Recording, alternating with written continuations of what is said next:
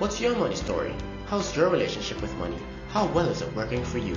Money Coaching explores past money behaviors, examines the present, and charts your financial future. Call Inner Money Dynamics at 593-2940. Visit our Facebook page at Inner Money Dynamics or website innermoneydynamics.com. Looking for a different preschool which makes a difference? We have the answer. The Grace Christian Childcare Center located in Kingston Park is the ideal place. A Christian staff, a Christ-like environment, and academic excellence are our top priorities.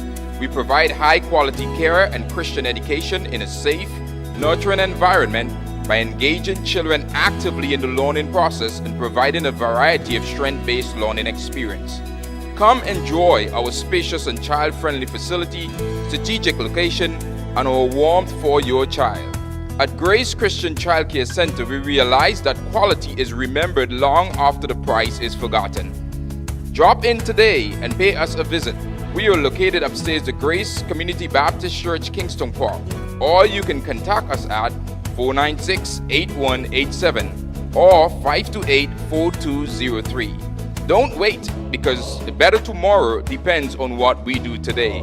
Changing lives by changing hearts. The Grace Christian Childcare Center.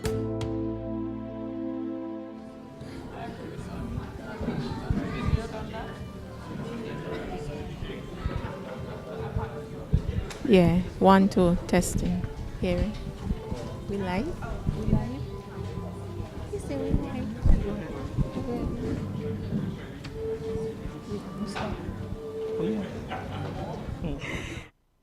Good afternoon to everyone and welcome to the National Corporate Public Speaking Championship. We are here live at the Girl Guides headquarters in Kingstown, and this is actually the semi-finals round.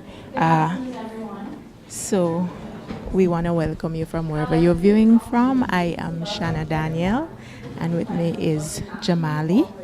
Thank you for logging on to ITFX here. We have 10 contestants today, and we'll be looking forward to hearing what they will be bringing to us. The topic is the role of social media in business, and we'll be hearing from 10 contestants today. I think we're going to start. Okay, we are.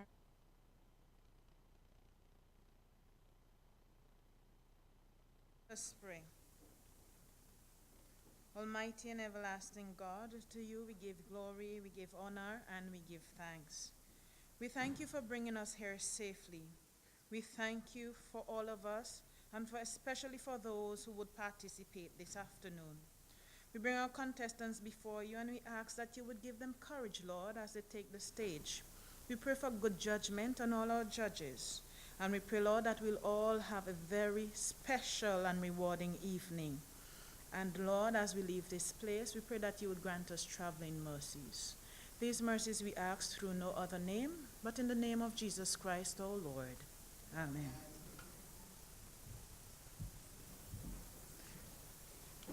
Thank you, Toastmaster Ingo.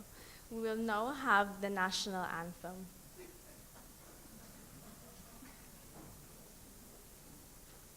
Saint Vincent land is so beautiful, with joyful hearts we pledge to thee our loyalty and love, and vow to keep you ever free. Whatever future brings, our faith will see us through. May peace reign from shore to shore, and God bless and keep us true. Haruna fair and blessed Isle, your mountings high, so clear and green, a home to me, though I may stray, a heaven come serene.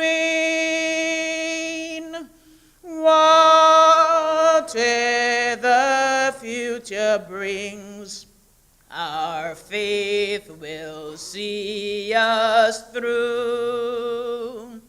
May peace reign from shore to shore, and God bless and keep us true. Our little sister islands are those gems, the lovely grenadines upon their seas, and golden sands the sunshine ever beams. Whatever the future brings, our faith will see us through. May peace reign from shore to shore, and God bless and keep us true.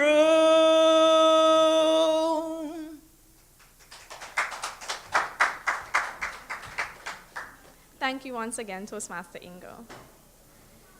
Next on our program, we'll have the introduction and remarks by our contest chairperson, the amazing Arlette Miller.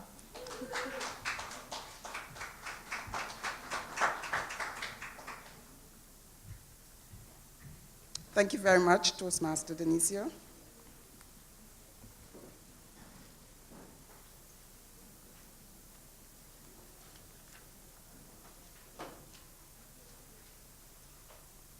Three weeks ago to today's date, on these very grounds, 16 participants braved the world, defying all odds, and stood before us as a symbol of their commitment to face their fear, and they did it anyway.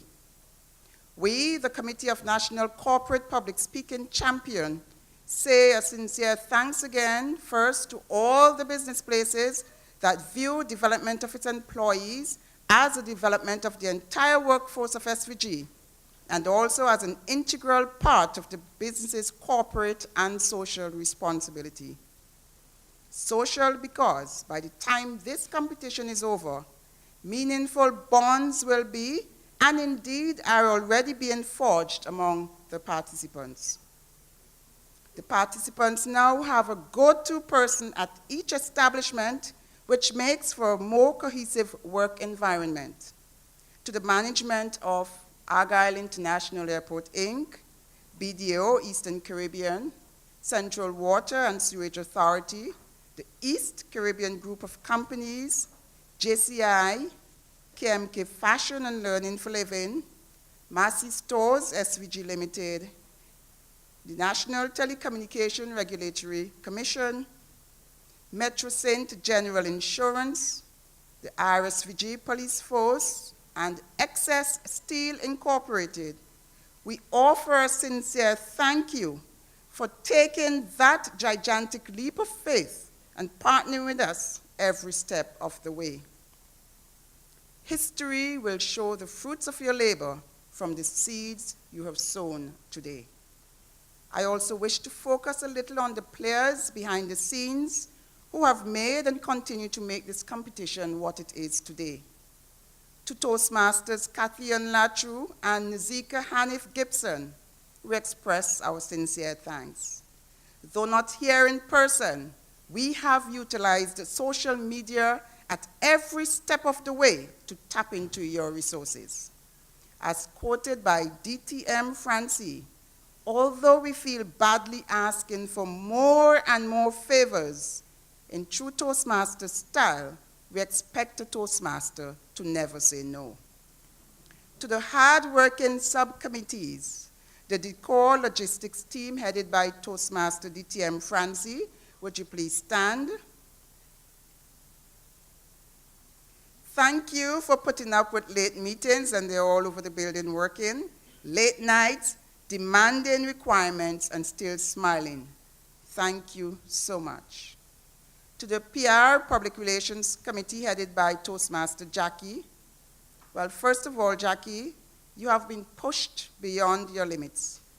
I can't was never a response I accepted from you, and we want to thank you and your team for the way you utilized every social medium to give this competition the platform it is deserving of. The task is now yours to engage the participants, the business places, and you, the audience, on a stimulating twist to the topic for the finals of this competition. Thank you so much.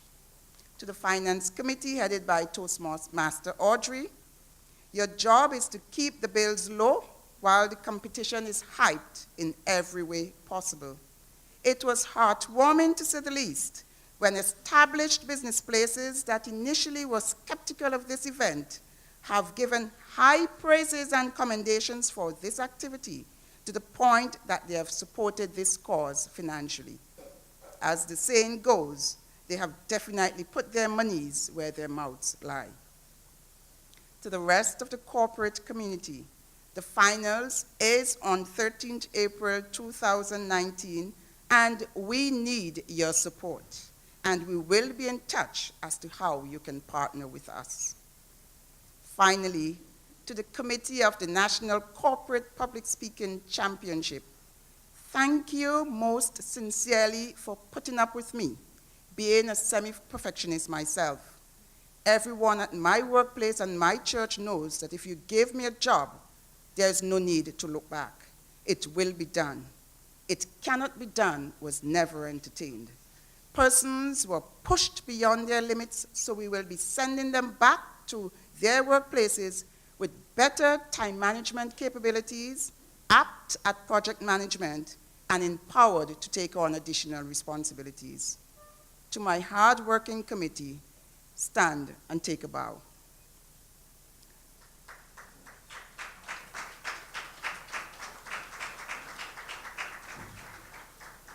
However, your work is not yet done. The finals is just 3 weeks away. To our platinum corporate sponsor, Flow, you have proven once again that there is good and bad to social media. Several persons turned up here at 3 p.m. today for a 4 o'clock event. Social media indeed. Throughout the program, I will give recognition to various business places. As you can see from our program, they are coming on stream. So without further delay, to our Chief Judge, Distinguished Toastmaster, Jacinta Thomas Elliott, are you ready to let the competition begin? And she says, yes, she is.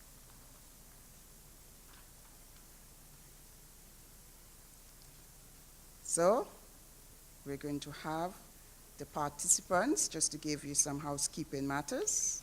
The bathrooms are located through the door, and you take a right, the bathrooms are there, and we're going to ask the Sergeant-at-Arms now to escort all of the participants out of the room. Could you give them a round of applause as they leave?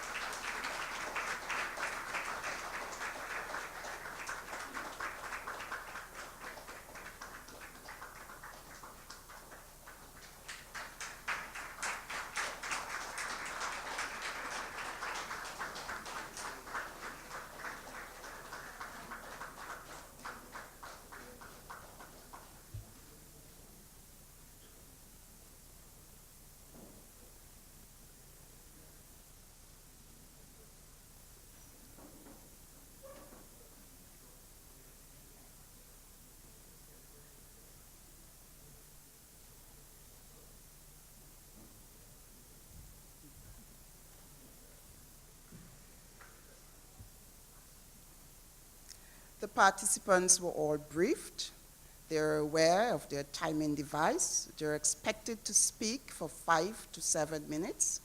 At 5 minutes, they will be given the green light.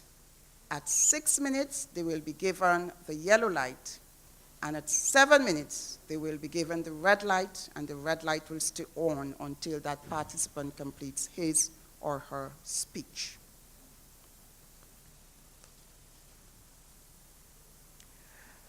With respect to the topic, the role of social media in business, the participants were asked to tweak their speeches a little bit, but come finals, there is going to be an added twist to the participants' presentation. The 5 finalists will be answering an impromptu question right here for the audience. So, can we have participant number 1? Kyron Duncan, his speech, Internet Access as a Vehicle for Social Media in Business. Help me welcome Kyron Duncan.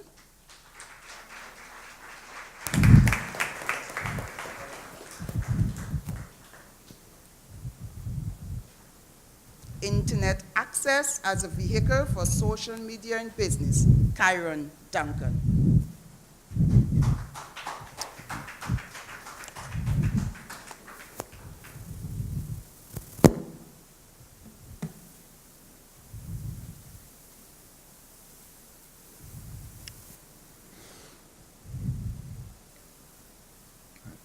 Madam Contest Chair, ladies and gentlemen, a pleasant good afternoon. According to the Webster's Dictionary, social media is defined as any website or application that enables its users to create and share content or to participate in social networking. To this extent, the term social media marketing is the use of social media platforms and websites to promote a product or a service. Although the term e-marketing and digital marketing are still dominant in academia, social media marketing is becoming more and more popular for practitioners and researchers.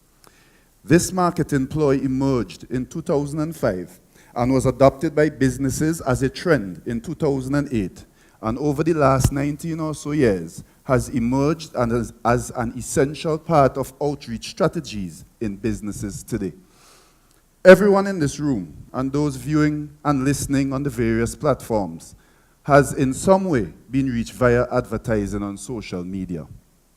This form of marketing has revolutionized communication as we know it, especially when combined with the use of mobile devices. In 2019, the number of mobile phone users is expected to reach 4.68 billion globally. With this fact, business leverage these high penetration levels of mobile devices to reach potential and repeat customers.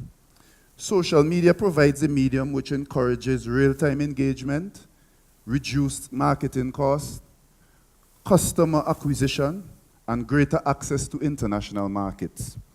In a study conducted by Statistica in 2018, for a global population of 7.7 billion people, Facebook has a total of 2.2 billion monthly users. Instagram, 1.9 billion monthly active users. YouTube, 1.8 billion monthly active users. WhatsApp, 1.5 billion monthly active users. And Facebook Messenger, 1.3 billion monthly active users. It must be noted that of the top 5 social media platforms which I have just listed, Facebook owns 4 of them, and this shows the marketing power which Facebook enjoys today. I know for a fact that this event is being streamed live via Facebook, and the reason is clear as to why this medium was chosen. Businesses use social media as a medium to reach the general public, and these platforms have built-in data analytic tools which enable companies to track and progress their success and engagement of ad campaigns, and also allow businesses to decide on their budget for a particular campaign. Spending on digital marketing grew by 44% last year in the United States and in Britain to $52 billion. A study has found that global spending on such tactics are approaching $100 billion. With every advantageous endeavor, there are, however, disadvantages. And for businesses in the use of social media, firstly, you must have additional resources to manage your online presence. Social media is immediate and needs daily monitoring, if not hourly monitoring, depending on the nature of your business. There is no filter, as persons can give feedback which is not appropriate or correct for that forum. And finally, the word which was made popular by President Donald Trump, fake news. So I urge businesses and consumers alike to research all information which is placed on social media to ensure its validity.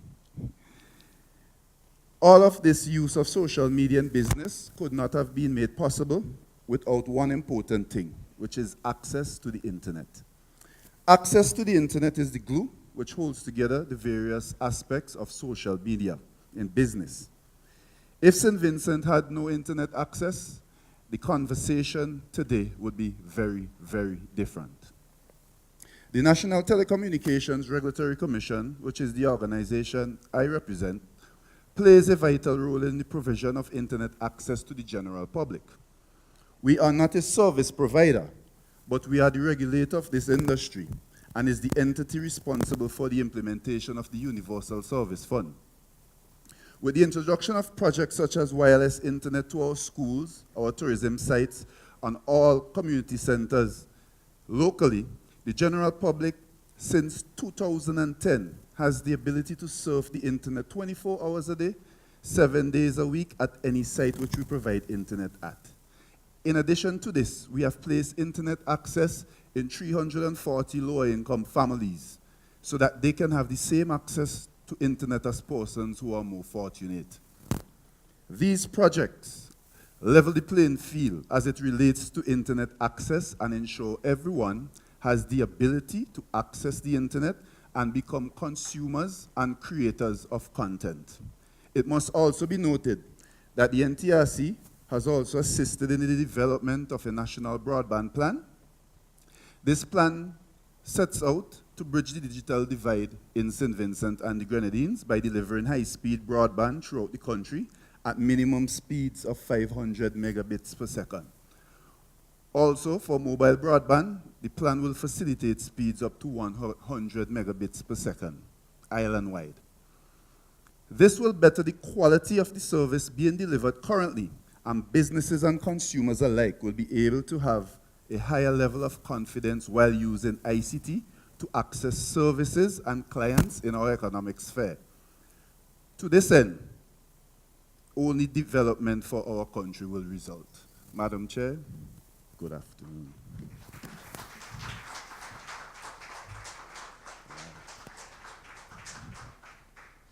Another round of applause for Kyron Duncan.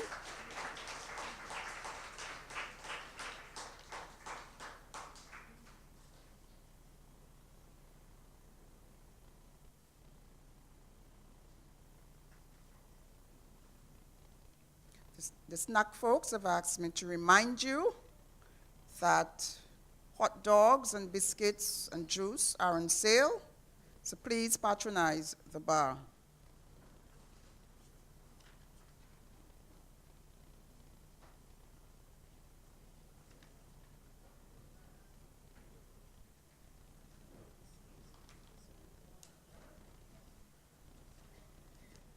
All right, we just heard from the first participant, Mr. Karen Duncan from the NTRC, and he spoke on his topic, Internet Access as a Vehicle for Social Media in Business. And right now we're having a 2-minute break for the judges to do their tabulations. But Shana, you have any thoughts on his topic? When he came on, you made the observation that he was breathing heavily. Oh, yes. He said that he was nervous, but he certainly got into it. Thank you very much, And he Madam presented Hospitality some Chair. good arguments. And he spoke about access, internet access, which his company, has made available so that persons can have access to the internet to make this impact that they are talking about. So we are getting ready for contestant number 2 from the Argyle International Airport, Inc., Trakisha Davis, and will go stateside for her presentation. Okay. Proceed with caution, Trakisha Davis.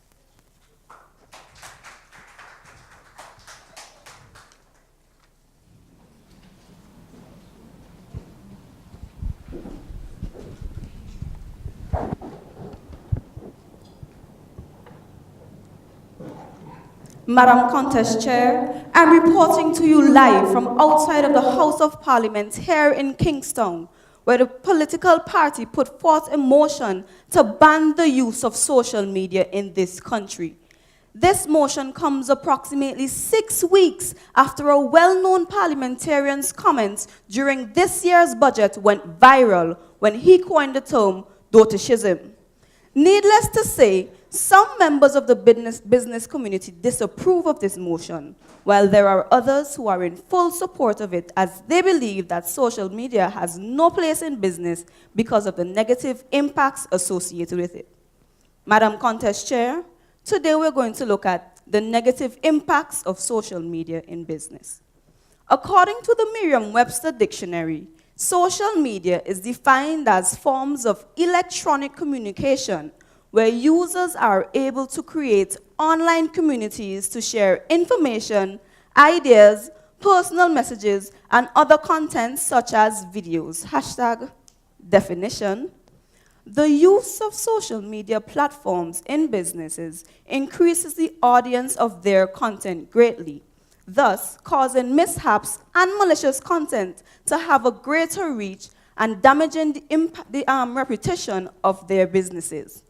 A matter of fact, today, most social media platforms are considered to be businesses. A business is defined as an organization or economic system where goods and services are exchanged for each other or for money. For example, YouTube. YouTubers, persons who post content on YouTube, are able to earn an income by ads in their videos, merchandise sales, brand deals, channel memberships, and YouTube premiums, thus causing YouTube to be a business. Now, social media allows persons to post content on these sites freely, thus making it easier for malicious content to damage a company's reputation. About 2 weeks ago, I was on Facebook, and I saw an article by CNN that reported malicious content was targeting children on YouTube Kids. This article stated that suicidal and other harmful instructions was being edited into children videos, which then led to a few children in the US committing suicide and attempting to harm their family members by cutting their gas supplies in their home at night. Now, when I saw this article, I was terrified and immediately thought of my nieces and nephews who spend a lot of time on this social media site. So I decided to share it with my sister. A few nights after sharing this information with my sister, I received a telephone call and heard my nephew crying hysterically in the background because he was now afraid of going to bed alone because of the Momo character in these YouTube videos who was given this instruction. And I could not help but think at that moment of how the parents of those children who committed suicide because of the malicious content in these videos felt at that very moment, going to bed one more night without their child because of the malicious content posted on this child-friendly site. And thousands of parents would be able to identify with this feeling, thus having less trust in the content posted on these child-friendly sites, resulting in their children not being able to look at videos on this site, thus damaging the reputation of this company and making it a less profitable business venture for YouTubers. And I'd like to call this hashtag delicate reputations. I remember my first day on the job. I was so excited as I sat in my office chair, powered up my computer, and released a breath of relief when I realized that I had internet access. Internet access is something most employees would expect on the job, especially when they have a desktop at their workstation to do work-related duties and research, and occasionally visit their social media accounts, of course. What was that? Your employer does not allow you to access social media sites on the job. While it is true that some employers do have measures to prevent employees from accessing social media sites, this is not the case for most. In 2013, Statista Workplace Survey revealed that 20% of Americans cannot access Facebook on the job, meaning 80% of them can. Unlimited social media access on the job leaves a company's network security and confidential information vulnerable, as employees can click malicious links on these sites, such as those, "Congratulations, you just won $1,000. Click this link to claim your prize." Clicking these links then cause viruses and malware to download to your company's network, providing a gateway for hackers to access company files. Now, I must add that viruses and malware, they are not unique to social media sites. However, hackers tend to use these sites as a medium for accessing confidential information. Now, while some hackers hack leisurely, others do so for financial gain and may request a ransom for you to retrieve your company's information that was hacked. In 2018, 53% of executives worldwide admitted that they did pay a hacker's ransom to retrieve their information, which cost $900,000 on average. Now, paying these ransoms and retrieving your information does not guarantee that a hacker did not keep a copy of your information for future use. So yes, the use of social media platforms on the job compromises the integrity of your company's confidential information and forces companies to pay ransoms to retrieve this information. So yes, Madam Contest Chair, these are the points being raised by the persons at the protest here outside of the House of Parliament. Whether or not these points would help to cause this motion to become a law is unknown, but I would definitely keep you posted on the happenings here outside of the House of Parliament. Trakisha Davis reporting for SVG TV News, Madam Contest Chair.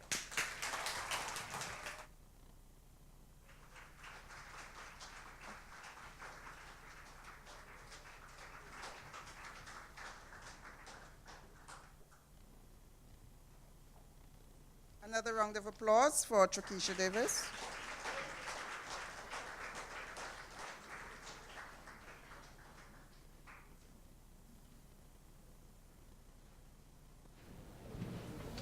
Okay, that was Trakisha Davis, and she is from the Argyle International Airport, and she spoke on the topic, negative impacts of social media in business.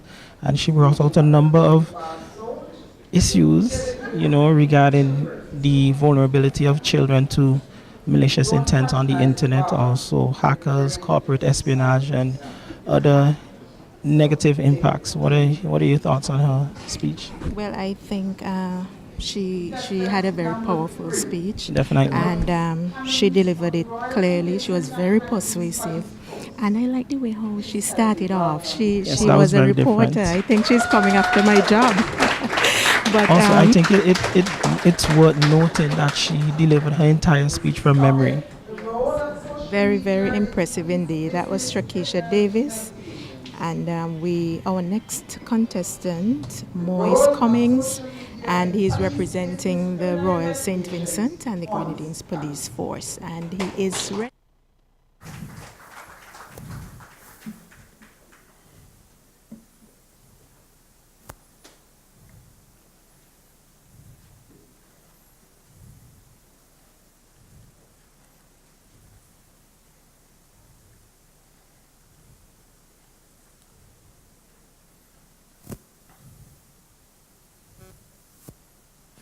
The role of social media in police business, criminal investigations.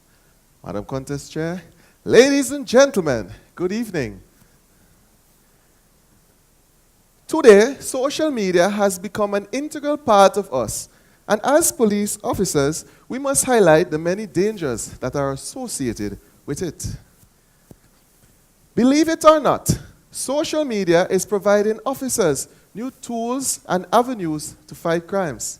Because so many people now have such large online presence, investigators can now get more tips and insights into solving crimes. Social media is helping to catch criminals, and that's a fact.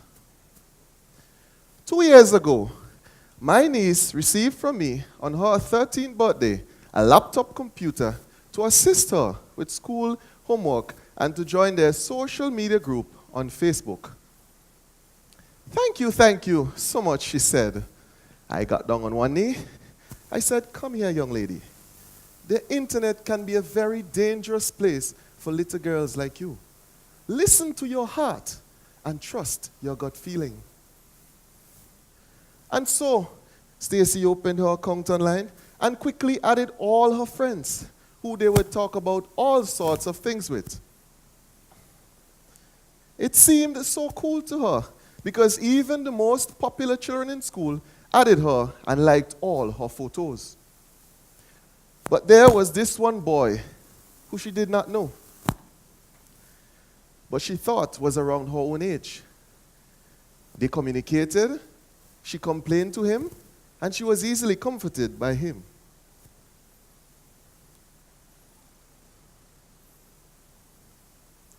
One evening after school, Stacy received an online message. Hi, Stacy.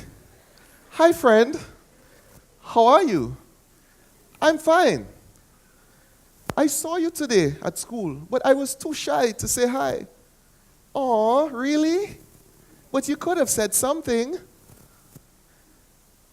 How about we meet up? Yes, we should.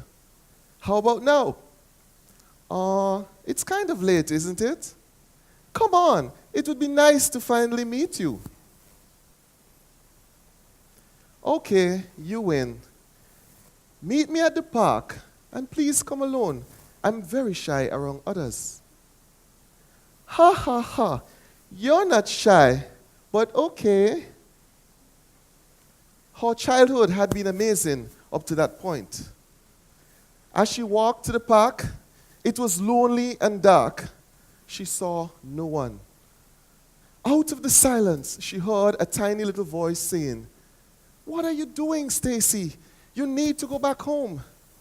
As she turned to walk around, she heard her name being called. The last thing she remembered, she was in a car. He grabbed her hands tightly and said to her, "Be quiet." He took her to his home in a village Stacy had never gone to before. He tied her up, and Stacy could not describe in words the terror and fear she felt when he tore off her clothes and said to her, "This is going to be very hard for you. It's okay, you can cry." So he tied her up and he proceeded to rape her violently. 4 days this went on for. He uploaded his sex video to a child sex online social media site, which had over 6 million active members. It was Monday, and he had to proceed back to work. But not before saying, "I have something special for you tonight, Stacy." And he left. She started to accept the fact that she was going to die, when she heard a loud voice outside saying, "Get this door opened." She was relieved to see men and women in police uniform surrounding her. One of the ladies had a towel that they comforted and wrapped Stacy in. You see, while Stacy was captive, one of the online viewers recognized Stacy from the missing person's photo on the police website. They gave the police his screen name, and we were able to get his IP address, which led to Stacy. Essentially, though, one monster came forward about another. Since then, this private, disgusting, horrible site was dismantled. I want to make it abundantly clear that criminal elements are using social media to ply their abominable trade, but the police force will continue to be at the forefront of fighting cyber criminals. Madam Contest Chair, Let us continue to encourage the parents and guardians of our nation's children to be a firewall between them and these cyber bullies. Madam Contest Chair, ladies and gentlemen, I thank you.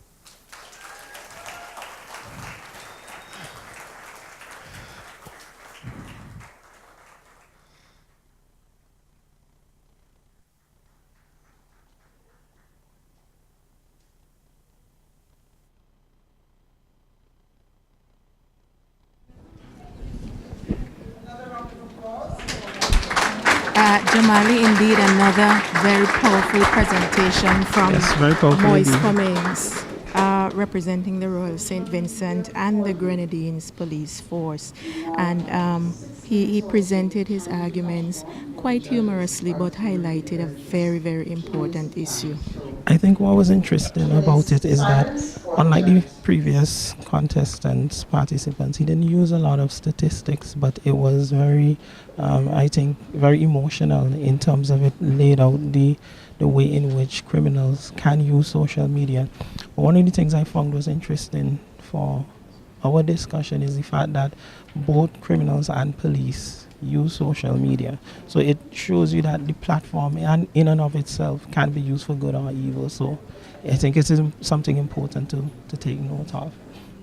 And one of the things I think that is important, I thought he used some very interesting puns. For instance, the fact that police will be a firewall between criminals and the society. I thought that was interesting. Also, the fact that he talked about the idea of cybercrime, which over the last few years has been growing.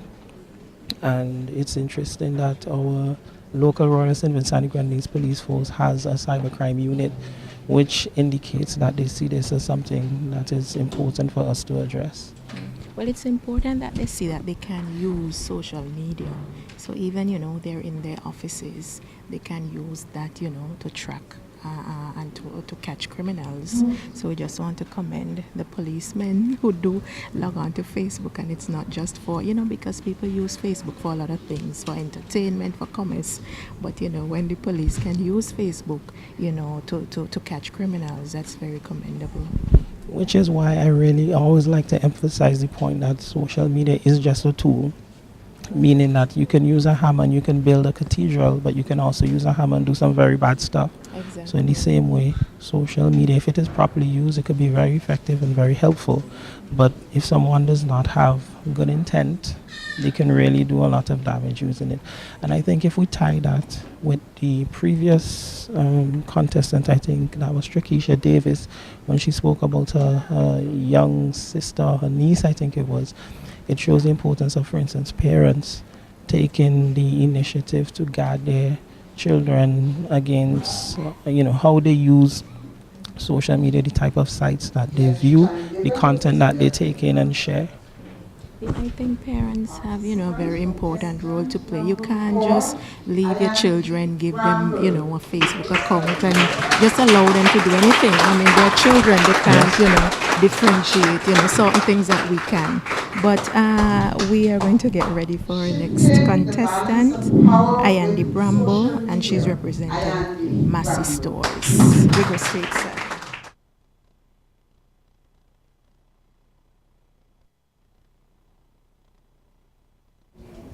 In front of us is a basket. Let's imagine that this scale represents a business relationship. On one hand, we have businesses focused on profits. On the other, we have consumers who want quality products at the lowest possible cost. These conflicting needs result in a sort of power struggle. Today, I will explore how social media shifted the power imbalance from businesses to the consumers and how it can be used to bring the relationship back into equilibrium. Tell me, can you recall what the business landscape was like before technology? No? Me neither. But research shows that prior to this digital revolution, there was an imbalance in favor of businesses who control the narrative. However, within the last 2 decades or so, there was a shift, which coincided with the rise in social media. A substantial amount of power was taken from businesses and placed into the hands of consumers. And I can think of 2 ways in which this was done. Firstly, two-way communication. Social media gave consumers a platform to speak directly to and about businesses. Information about a company is no longer just handed down. Their image is now also dependent on the dialogue that consumers have with each other. In the past, when a customer had a bad experience with a brand, their dissatisfaction was confined to a small group of family and friends. However, with social media, one angry customer can voice his or her opinions for millions to see. Let's take Snapchat, for example. They ran an ad which modeled a Would You Rather game. They had a question: would you rather slap Rihanna or punch Chris Brown? Callously referencing their domestic violence incidents a few years prior. Rihanna took to Instagram to call them out. Their stock plummeted 4%. That translated into $800 million in losses in less than 1 week. Secondly, the advertising power of social media gave consumers options, lots of them. Businesses are no longer competing with just other brick and mortar companies in their neighborhood or even country. They are now up against others globally. This breakdown of geographical borders places businesses in a situation where they must work even harder to gain and keep customers. With all these options open to consumers, they have a lot of power in deciding who to do business with. We only need to look at our own local market. How many of us, if we want a new outfit for an upcoming event, would go into Kingston at a boutique? We no longer have to. There are so many local online businesses marketing to us daily. Or we can order directly from the US, UK, or even China. Our options are limitless. Now, although social media has shifted the balance of power in favor of consumers, businesses can now also use it to their advantage to try to bring the relationship into equilibrium. And here are 3 ways in which I think this can be done. 1, the use of social media influencers. According to Cambridge Dictionary, a social media influencer is someone who affects or changes the way that other people behave through their use of social media. They have access to a large audience and can persuade others just by virtue of their reach. Think the Kardashians. Kim Kardashian alone has over 129 million followers on Instagram. That's more people than we have in St. Vincent and the Grenadines, Barbados, St. Lucia, and Dominica combined. So you can imagine the reach. I'm sure we have some persons locally that we can use as social media influencers. The younger ones in our audience, how many of you follow my friend Empress Nuxie on Instagram? She has over 12,000 followers. Now imagine if a business is to use her to help gain support for their business. 2, invest in a social media strategy. The way businesses make use of social media should be intentional, as opposed to being reactionary. Like any other good business strategy, a plan should be in place of what their social media narrative is going to be. David Breer said, if you don't give the market the story to talk about, they'll define your brand story for you. Therefore, your objectives should be laid out, your target market clearly defined, and the steps to take when things go wrong should be very clear. And 3, customer engagement. One of the glues that cements any good business relationship is good customer service. The marketing power of social media might help you to gain customers. But the tenets of any good relationship, communication, honesty, trust, and transparency must be present to gain loyal customers. And loyal customers is what businesses want. I want to close by saying this, and I quote, "With great power comes great responsibility. Consumers and businesses alike must be aware of their individual powers when using social media and use it wisely." Consumers, thanks to social media, this scale is now tipped in your favor. But who knows where we will be 10 years from now? Will these scales still tilt? Or will there be equilibrium? Madam Contest Chair.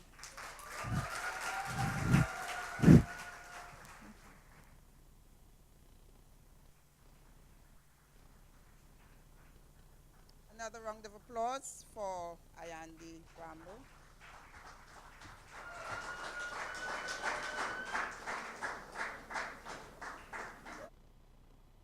Now observe 2 minutes of silence for the judges.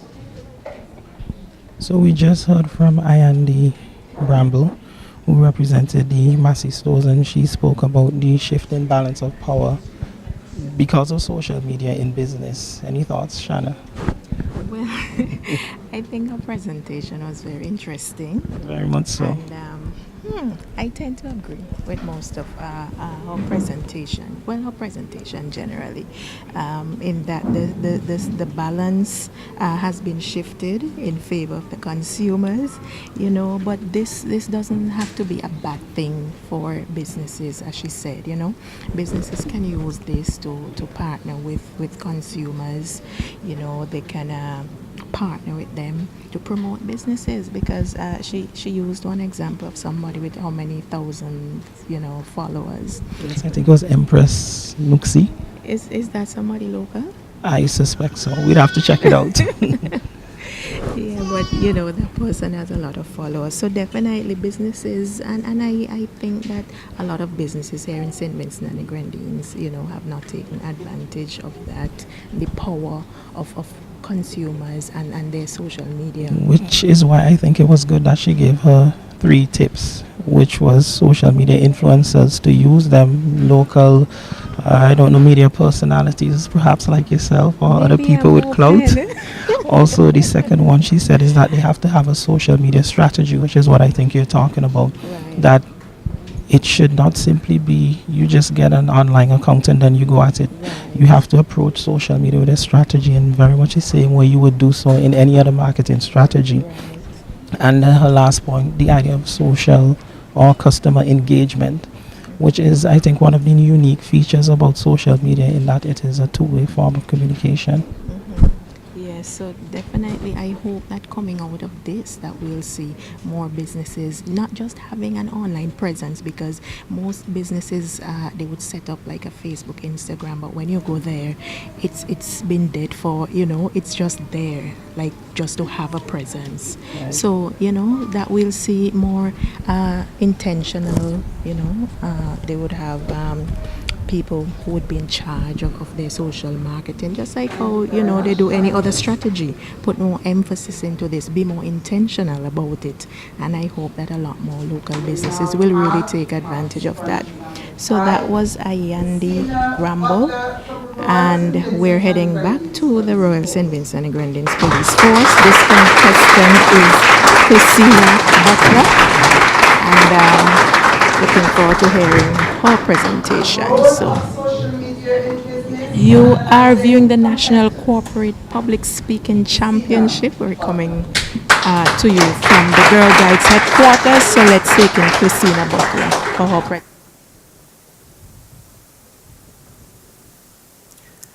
Madam Contest Chair, a pleasant evening. Recently, I ran into Jessica, an old college classmate, and this is what she told me. Girl, I am the new marketing manager, PRO of Seeds Automotive One-Stop Shop. It feels so good. I'm going to get all the things that will make my life so comfortable. What about the Samsung S12 that even haven't launched as yet? Or my new home I've always dreamed about? This will feel so good. And I can't wait to get to work Monday morning. Monday morning, upon reaching to work, the office manager showed Jessica her office. On her desk, she met a note, and it read, "Welcome to C's Automotive One-Stop Shop. Your task at this company is to analyze our competitors. You are going to build new strategies in order to stay ahead of them. And we are going to give our customers noble reasons not to be us, but to see us for all automotive parts." Jessica sat back and thought, analyzing, competitor.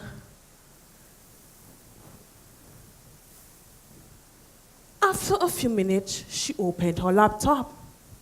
Google told her that analyzing meant to examine something in detail in order to interpret it. It also told her that a competitor is a company of the same business which offers the same products and services. Madam Countess Chair, it can be observed that while the presence of competitors force businesses to improve on their quality of services, it also has an adverse effect on having prices for services and products being decreased. This is because customers have alternatives in which they can choose from.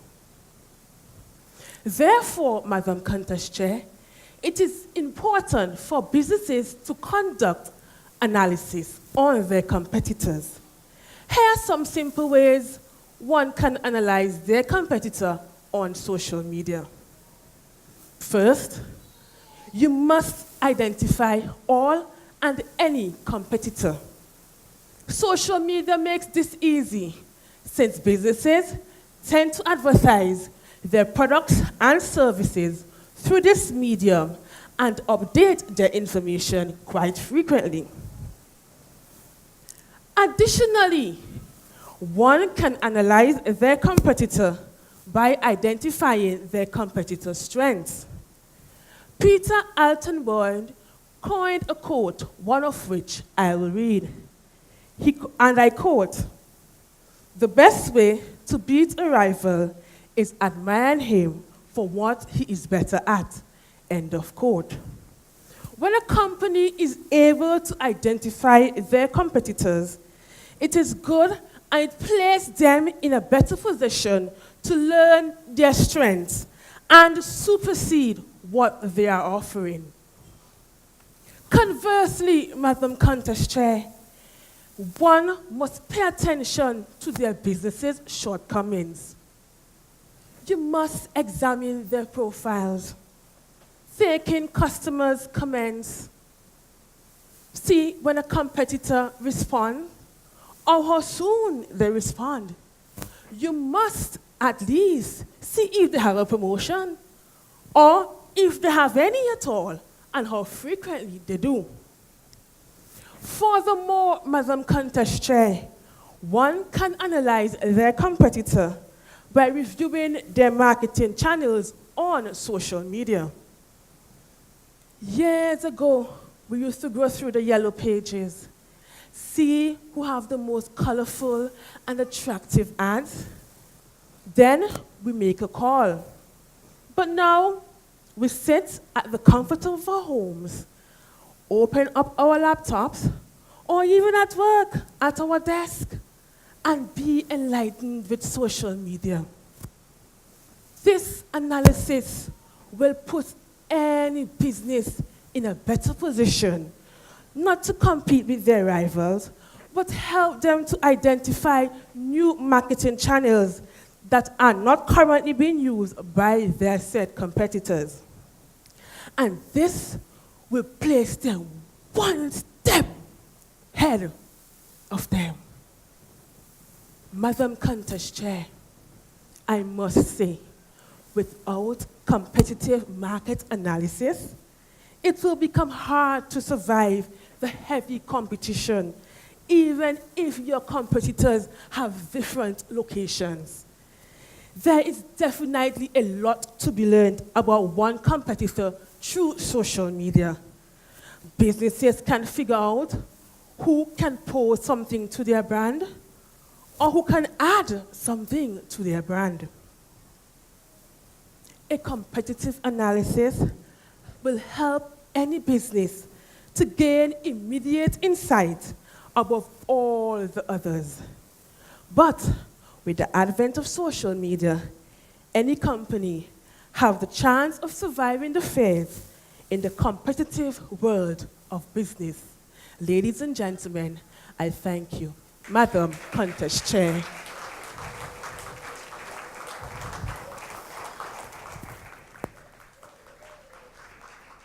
Another round of applause for Christina Butler.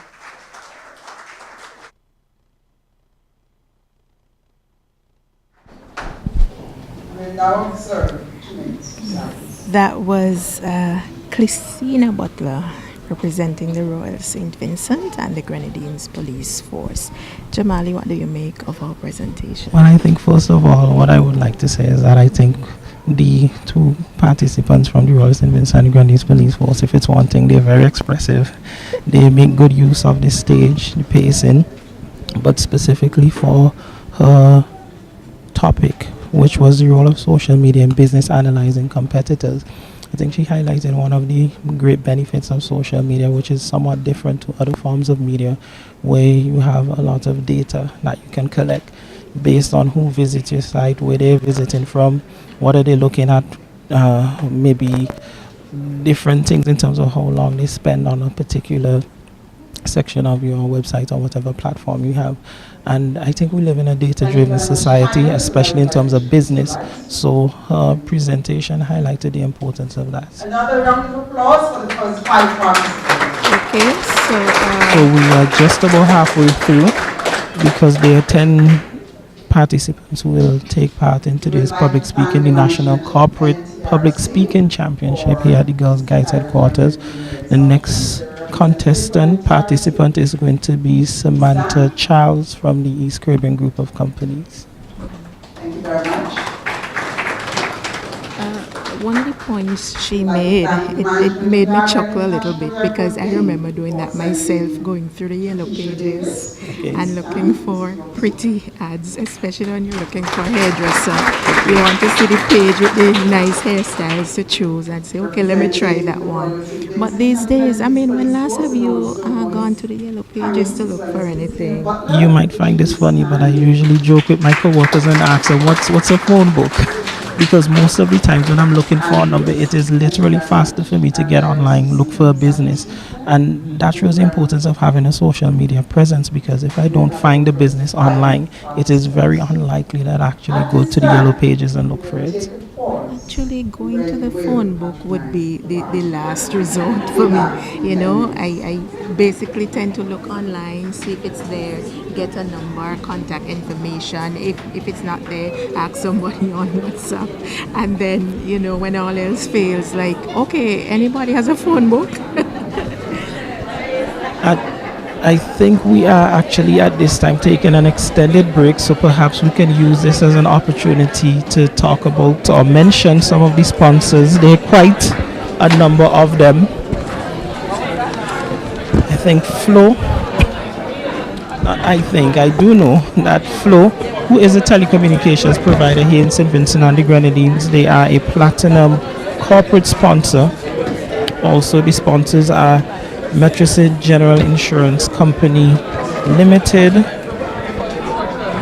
Learning for Living, Healthy Lifestyles, JSR Communication, the Royal St. Vincent and the Grenadines Police Force, BDO Accountants, Argyle International Airport, Tusty Water, Invest SVG, the National Lottery, ITFX Digital Solutions, who is providing live streaming today, so I really want to give a shout out to Paul, who's been doing a really great job in that area. And to all those who are viewing the live stream on Facebook. And also BDS Nice Radio right next to us here is Mr. Dougie De Freitas. They're controlling the in-house audio. So they're also one of the sponsors. Onyx Spa, Beachmont Eye Institute. Onyx Spa. Yeah, I did mention Onyx Spa. I have so many pieces of paper here. We have the Eastern Caribbean group of companies. They also sponsor JCI St. Vincent, Games Book Center. Mentioned Tusty Water. I mentioned Tusty Water, St. Hill Insurance, Massey Stores. We just heard their contestant a while ago. Also the NTRC and St. Vincent Building and Loan Association. They are all sponsors of today's event. Also, it should be a good time for us to mention the fact that the preliminaries was a few weeks ago. Today is the semi-finals, and also in 1 month's time, on the 13th of April, will be the finals. Okay. So from the semi-finals today, 5 contestants will be going forward to the finals on April 13th. You want to make any predictions so far? I would not even venture to make any predictions, because I did make a prediction in the last one, but the truth is in the preliminary round, it was not a competition in terms of determining a winner. All of the persons who I felt was going to get into the second round did except one, and so that I'm not biased, I would not mention the one who I thought was going to make it. But all in all, I thought all the competitors, all of the participants, that they did a pretty good job, and I really believe that events like these would go a long way to increase the dialogue in our country. I really think that there needs to be more dialogue on issues affecting our society. I know, Shana, you work in the media, and I think that the media has a really great responsibility to bring issues like these to the fore and encourage discussion, because unless we start talking together, then we can't really address a lot of the issues facing the country. And because this is airing or going out, not just in St. Vincent Grand, but facing the world, it is important that we continue to have dialogue. And public speaking is a way to, I think, encourage people to research a topic, consider different sides of it, because oftentimes one of the problems that causes, I think, a breakdown in dialogue is where someone has an opinion, but they don't want to consider a contrary view. And initiatives like these help people to prepare themselves to, let me look at the information, let me consider another view and speak on it. I think it's really good that the business community is doing this, coming on board, and I really trust that they will continue. It's very important that they're sponsoring this and giving a voice to these sort of issues, the role of social media in business. Because we know for a number of years now, decades actually, there have been the public speaking competition, the schools debate in the secondary schools, and there's also a primary school competition. I think there's certain, I don't want to mention specifically now, but there's certain initiatives to bring it into the primary school. So for it to have a 360, like a total, what's the word I'm looking for, to really bring it full circle. That's the expression I'm looking for. It's good to have it in the corporate sector. So hopefully, as this is the first day of this competition, and we hope that as the years go by, it's going to grow. So we will see more companies, more sponsors, more participants, maybe even one from API. Maybe, and from SVG Tourism Authority too. Perhaps. So maybe we'll be sharing the platform, presenting our speeches the next time. So just to let those who are looking at the online stream know, right now we are halfway through the competition, and there is a break. I think the break is about 10 or 15 minutes. The Girl Guides headquarters, it is pretty packed in here, most of those who were in attendance, they're outside now at this time to just, stretch your legs. I think they're supporting the fundraising activities going on, so that they can, get something to eat and to drink. Because I think a number of the sponsors of this program, they have booths outside, so people can patronize them in whatever way, find out more information about their companies. But in terms of the crowd, I think it's encouraging that it's a very mixed crowd. There's the elderly, there's the extremely young, and the middle age. So I think all of the participants should feel pretty much well supported. Well, I think too that they have their fans, supporters from their establishments, who would come out to encourage them. As a matter of fact, if I look on your program, there is supposed to be, where is it? Yes, a door prize raffle for the participant with the largest support group in the audience. Yeah. So I've been looking at the live stream and I see a number of people who are supporting their particular participant, but I'm encouraging them, if you're not too far from the Girl Guides headquarters and you want them to win this door prize, you need to come down to the Girl Guides headquarters so that when it is time to see who has the most support in the audience, you could be counted also. Yes. So we have So we have five more participants to come.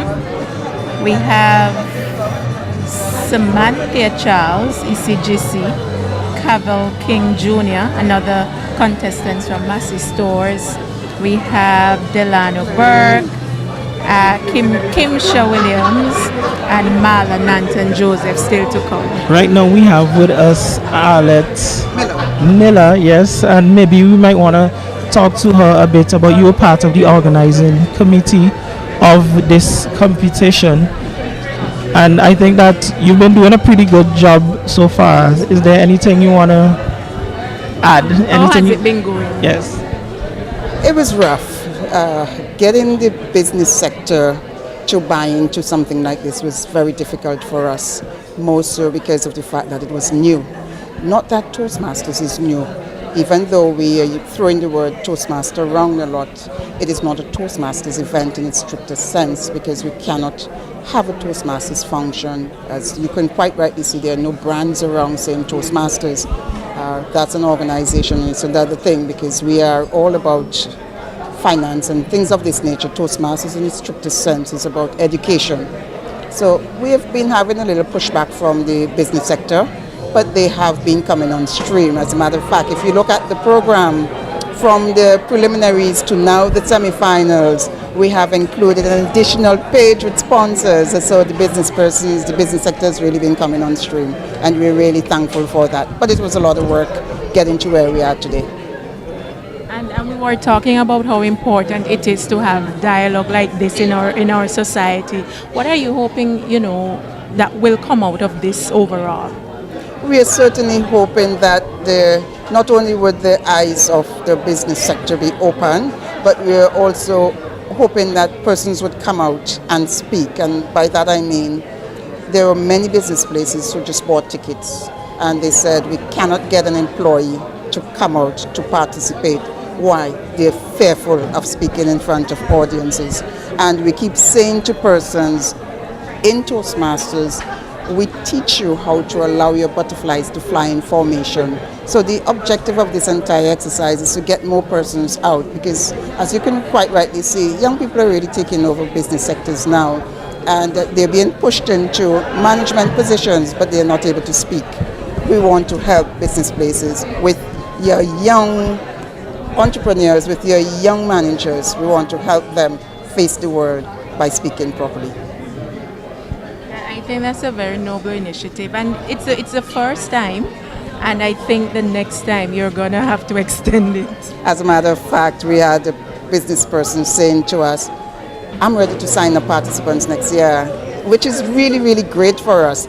And not only that, but we have had to turn down persons at the deadline, because a deadline is a deadline. In Toastmasters, we're all about time, although we started about 5 minutes or so late this afternoon. But as long as the deadline was passed, there were quite a couple of businesses that we turned down. But I'm happy to say, though, they were able to partner with us this afternoon with cash donations and otherwise. Thank you very much. Before you go, can you give us a little insight into what to expect on April 13th? That's when we'll gather again for the finals. Yes.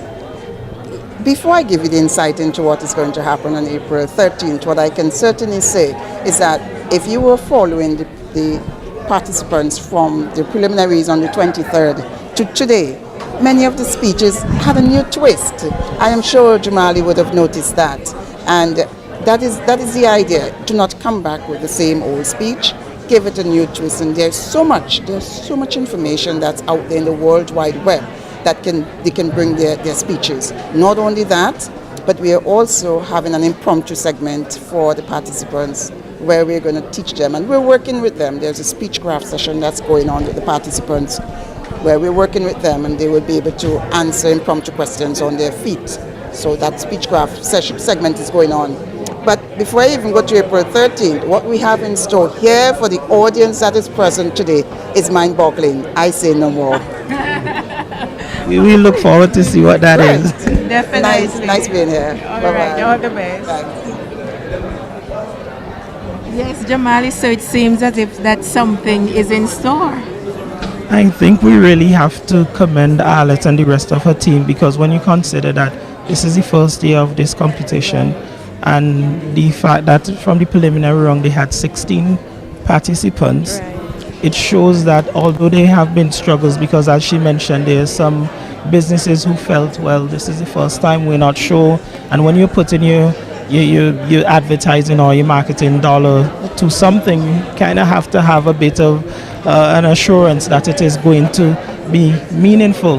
But I think we can all agree that so far this has been a very good competition in the preliminary round and this one, and based on what she said, there's a lot to look forward to in the finals. And when it's the first of something, you have these sort of teething problems. People like to tend to say, let me sit it out and see how that is going, so that next time I'll be better prepared, I'll know what to expect. So, and as Arlette has said, that a lot of persons have wanted to come on board, but it was too late. So I believe the next one will definitely be something to look forward to. Yeah, just to update again those who may just be joining us, we are at the Girl Guides headquarters in Level Garden at the National Corporate Public Speaking Championship. This is the semi-final round. We had the preliminary round about 4 weeks ago, and now we have the semi-final round.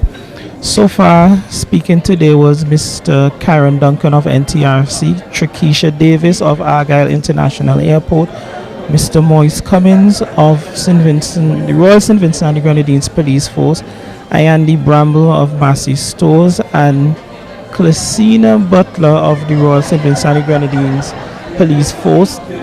Those are the first 5 participants. We have 5 more to go. We are now having a break for the audience to just stretch their legs, look at some of the displays from many of the sponsors. So my name is Jamali Jack. I am here with the lovely, the talented Shana Daniel, who is making this somewhat easy for me because she is accustomed to doing this. But the topic that has been discussed this afternoon, broadly speaking, has been the role of social media in business, and each of the 5 participants so far have given their own unique twist on the topic. Yes. Some showed the opportunities, some showed what we would consider maybe the darker side, and I think that is good because it gave us a balance. Because sometimes people think, well, social media is the best thing since sliced bread and it is the be-all end-all. But we were reminded it has its advantages and its disadvantages, yes, like any other thing. So, Jamali, I think we're going to take a little break, get some word from our sponsors, and we'll come back. Okay. What's your money story? How's your relationship with money? How well is it working for you? Money Coaching explores past money behaviors, examines the present, and charts your financial future. Call Inner Money Dynamics at 593-2940. Visit our Facebook page at Inner Money Dynamics or website innermoneydynamics.com. Looking for a different preschool which makes a difference? We have the answer. The Grace Christian Childcare Center located in Kingston Park is the ideal place. A Christian staff, a Christ-like environment, and academic excellence are our top priorities. We provide high-quality care and Christian education in a safe, nurturing environment by engaging children actively in the learning process and providing a variety of strength-based learning experience. Come enjoy our spacious and child-friendly facility, strategic location, and our warmth for your child. At Grace Christian Childcare Center, we realize that quality is remembered long after the price is forgotten. Drop in today and pay us a visit. We are located upstairs the Grace Community Baptist Church, Kingston Park, or you can contact us at 496-8187 or 528-4203. Don't wait, because the better tomorrow depends on what we do today. Changing lives by changing hearts. The Grace Christian Childcare Center.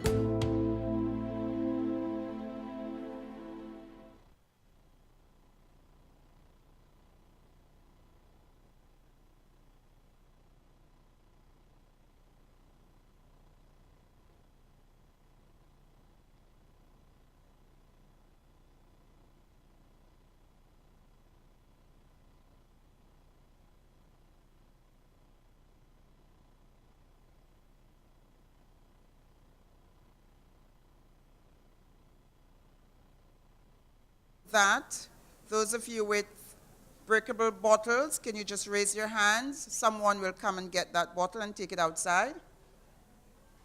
Just keep it up, keep it up. Hospitality chair, decor logistics. Persons with breakable bottles, just keep them up. Somebody will come and take them from you.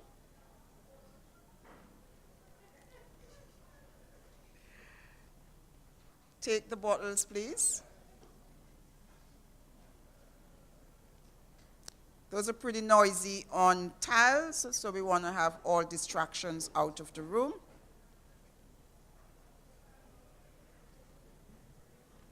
We do have another break, so we're asking those persons at the bar to please come in.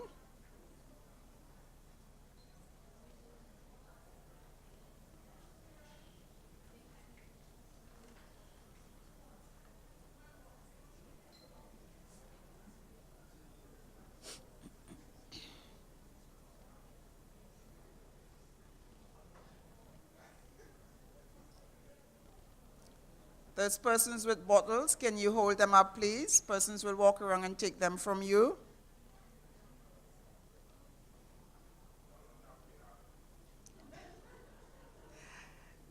We haven't gotten to that point as yet.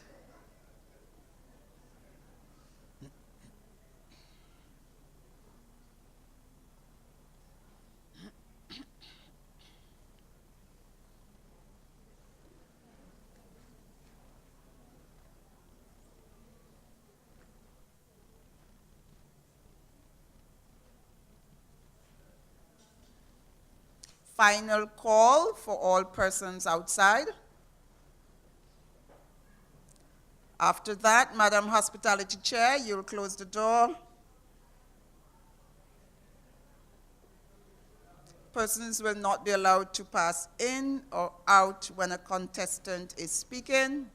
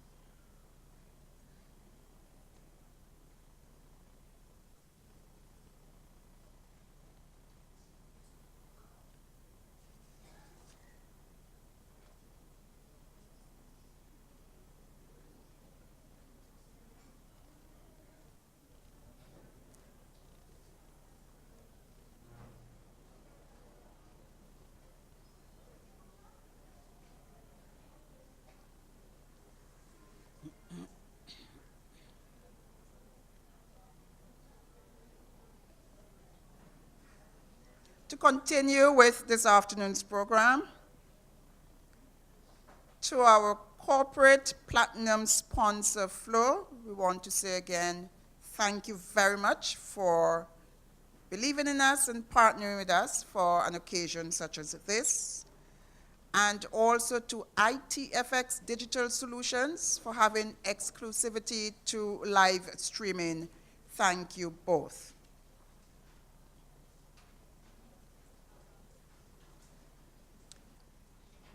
Participant number 6. Samantha Luge Charles from the East Caribbean Group of Companies. Would you help me welcome her?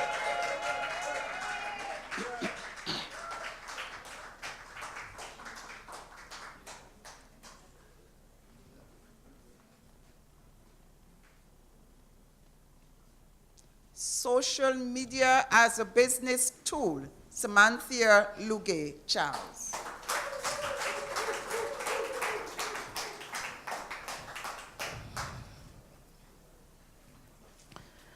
Madam Contest Chair, until the late 1990s, the only forms of media known to businesses were the radio, the newspaper, or the television.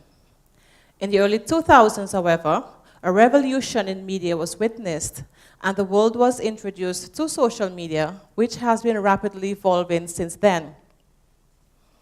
Now, what you may ask is social media? Harris, 2009, described social media as websites or applications that enable users to create and share content, for example, photos, videos, news, or basically just participate in social networking. Now, you may ask, what makes social media useful in business? But before we understand what makes it useful, we must first understand some of the key elements of social media. Firstly, engagement or two-way dialogue. This is direct communication with the target market, which is essential for business and which has removed barriers, enabling greater communication without necessarily needing to be in the same physical space. Then we look at listening. Listening involves monitoring social media channels for mentions of brands, products, services, even competitor information, all aimed at identifying and understanding trends. Then the third key element is content marketing. Now, content marketing is one of the top forms of free advertising for businesses and is regarded as the backbone to attract and retain a clearly defined audience. So you may ask, how can a business make its content marketing more effective? Firstly, you must have a plan. You must know your audience, know what and when to post. Choose quality over quantity every time. Mix your content. Now, the main reason for creating content is so that it can be seen, it can be heard, it can be read, and most importantly, it can be shared. I mean, what is the point of creating content if you cannot, or if it cannot be seen at all? Then we have promotion and advertising, which amplifies that shared content and is intended to solicit feedback from the users on the company's products and services. The final key element we will look at is measurement and analytics, which is the collection and analyzing of data. I mean, what is the point of collecting data if it cannot be used to the benefits of the company? So now that we understand some of the key elements of social media, some of the key elements needed in order to host a successful social media campaign, I will take you through three major advantages. Firstly, flexibility.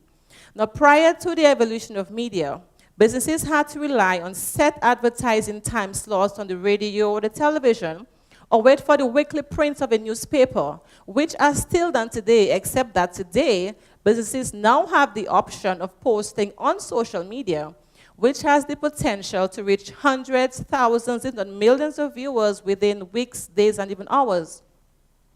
Which takes me to my next major advantage, reach options. Now, allow me to use an example to demonstrate.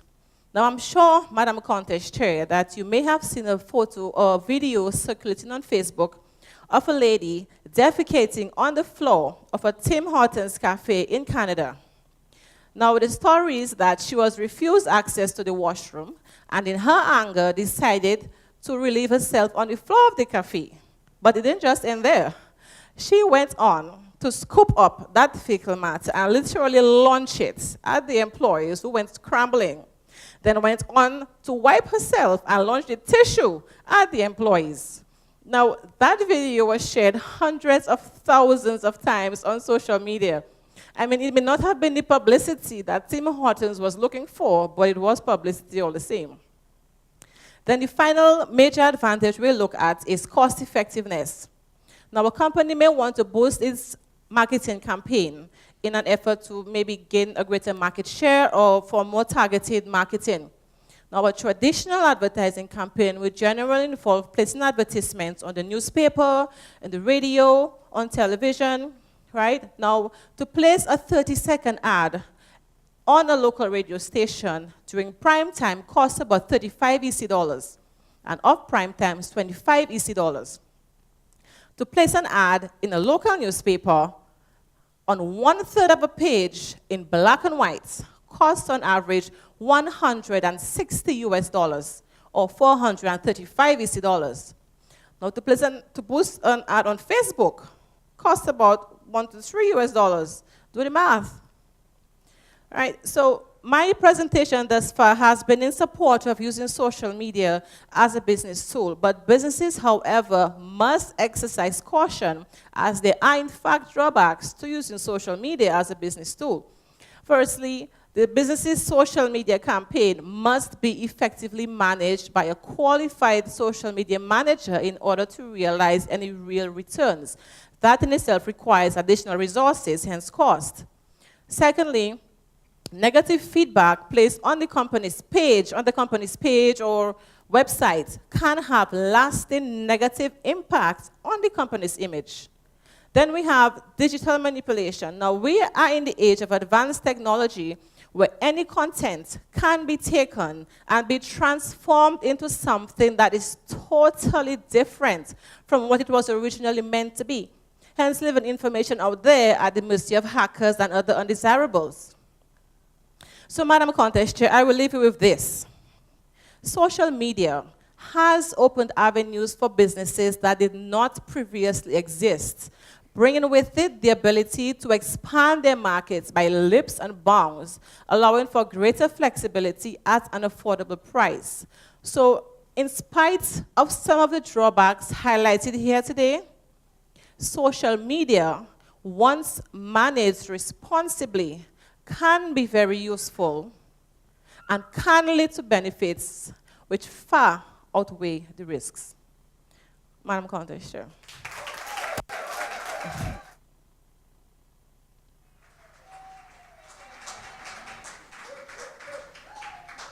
Another round of applause for Samantha.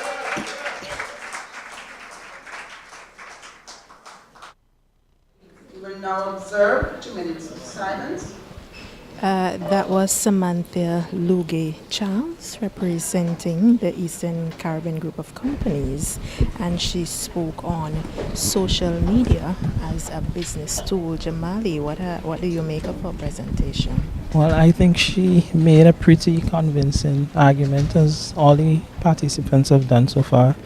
She mentioned the importance of engagement and the fact that social media is a two-way form of communication, which is, I think, essential in business, pointing out in traditional forms of marketing and media, it was more or less one way. But now social media not only is two-way, it is almost immediate. You can get that feedback. She mentioned the importance of having a content marketing strategy and planning, which again, it is important because you really have to take a strategic approach to your marketing. And I just want to mention the 3 tips that she gave, or the 3 points that she made about the flexibility of social media, that is usually on your own schedule. The fact that you have reach options, you can reach into markets and have exposure in areas that ordinarily you might not have access to. And the cost effectiveness of it, generally speaking, and I say generally speaking with a huge grain of salt, the fact that it is relatively cheaper than traditional forms of marketing.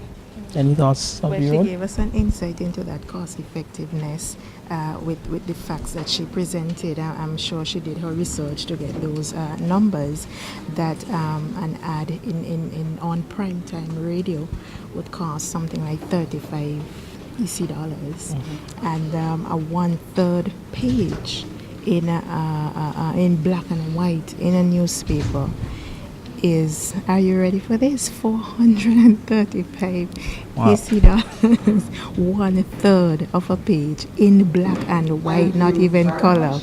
And on Facebook, it's what, like $3 US? And the exposure you can get from that $3 is a lot more probably than the circulation of the paper. Exactly. And the reach, you know, the fact that something can go viral almost immediately. But she did make the point that you have to be so careful because you might get the type of exposure that you really are not looking for. Right.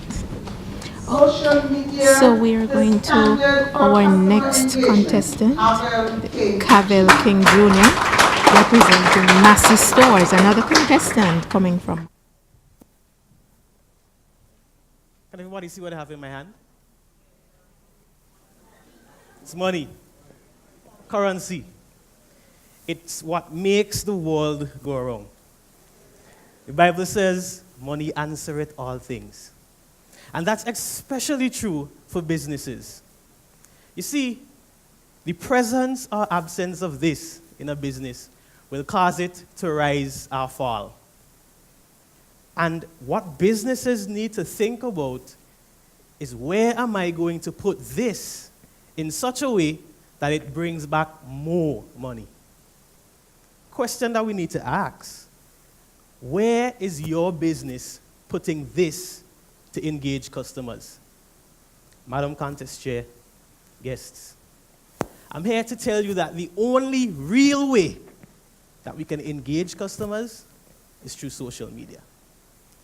You see, social media gives businesses a cheap and effective way to engage their customers.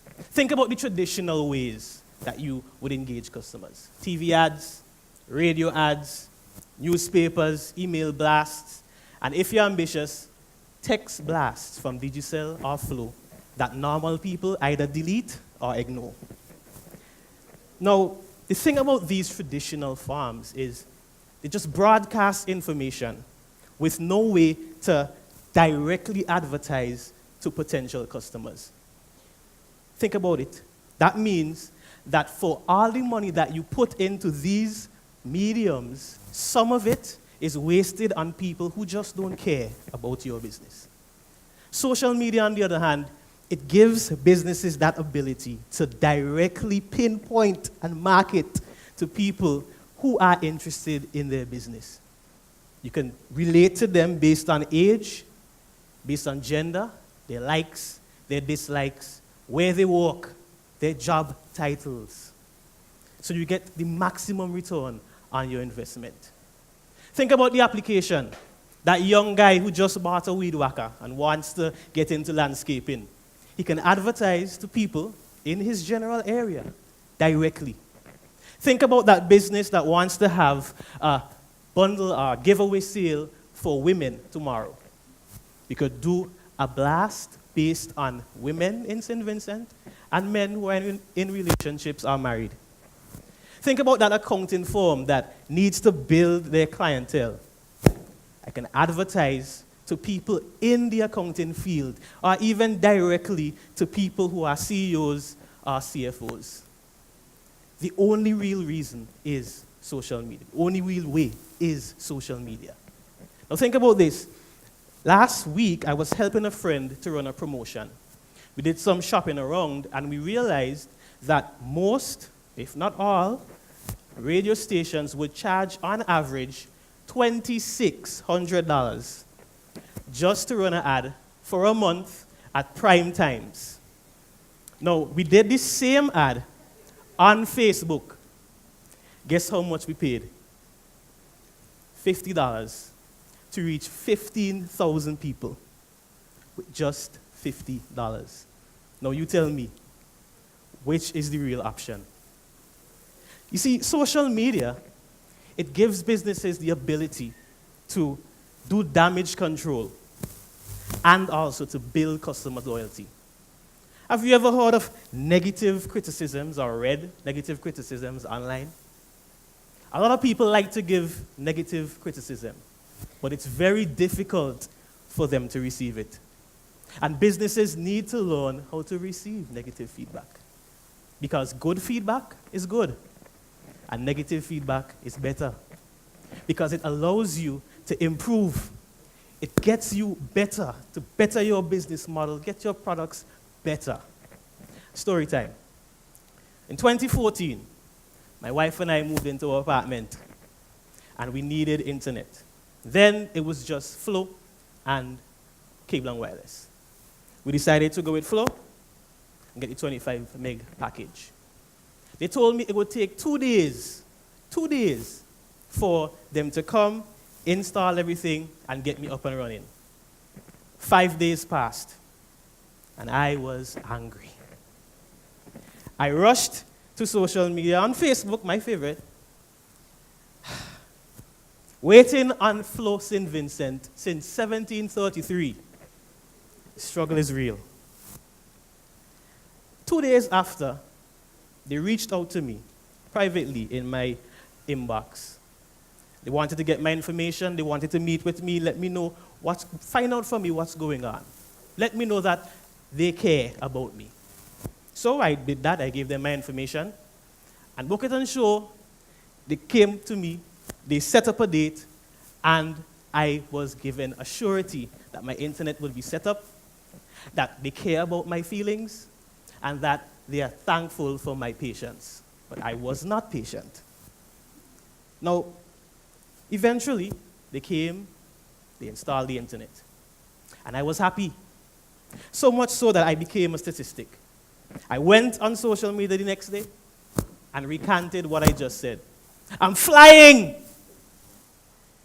Hats off to Flow St. Vincent for the setup. It's great. And from that, I was able to directly influence my friends by sharing that story. Flow St. Vincent took a negative comment, a negative review, and turned it into something positive. When businesses use social media to influence customers in such a way that they do the advertising for them, it's great. So what do we take away? Social media is here to stay.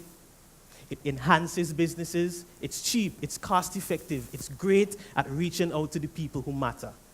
Just a little investment, and your business can reap great, big rewards. Madam Campus Chair, thank you.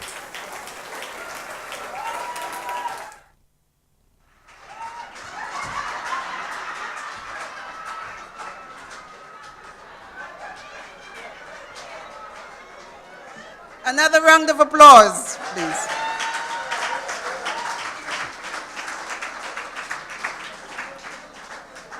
And we will now observe 2 minutes of silence.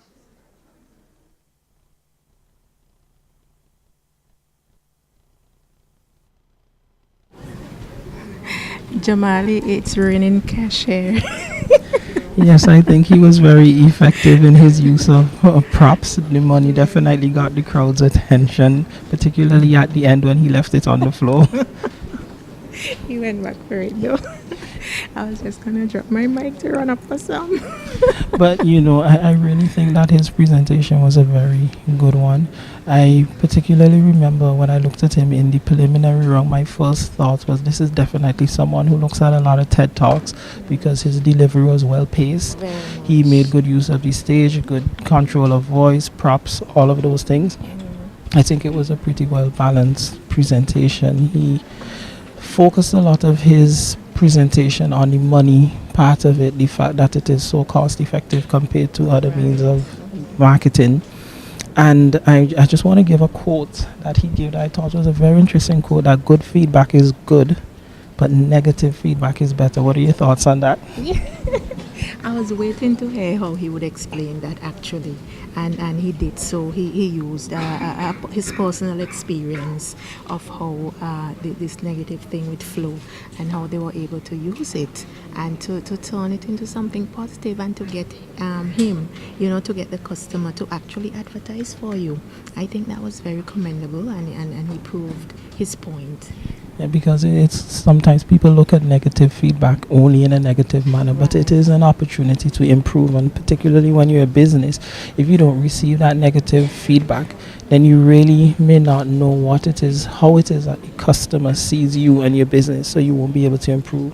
So I think that is an encouragement to all the businesses out there that your negative feedback, as much as you may not like it, it is actually helping you to make your business better. Yes, well, as he said, social media is here to stay. So, may as well they learn how to deal with the negatives and turn the negatives into positives. Okay, so we are going to take in participant number 8. It's Delano Burke from Metacin General Insurance Company Limited. And he's going now to make his presentation as we go stateside. The role of social media in business, Delano Burke.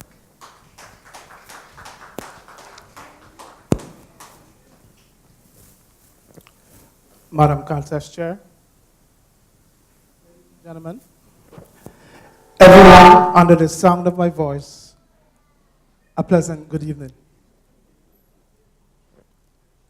Now, social media is not only booming, but it is growing at a warp speed, and that's a fact.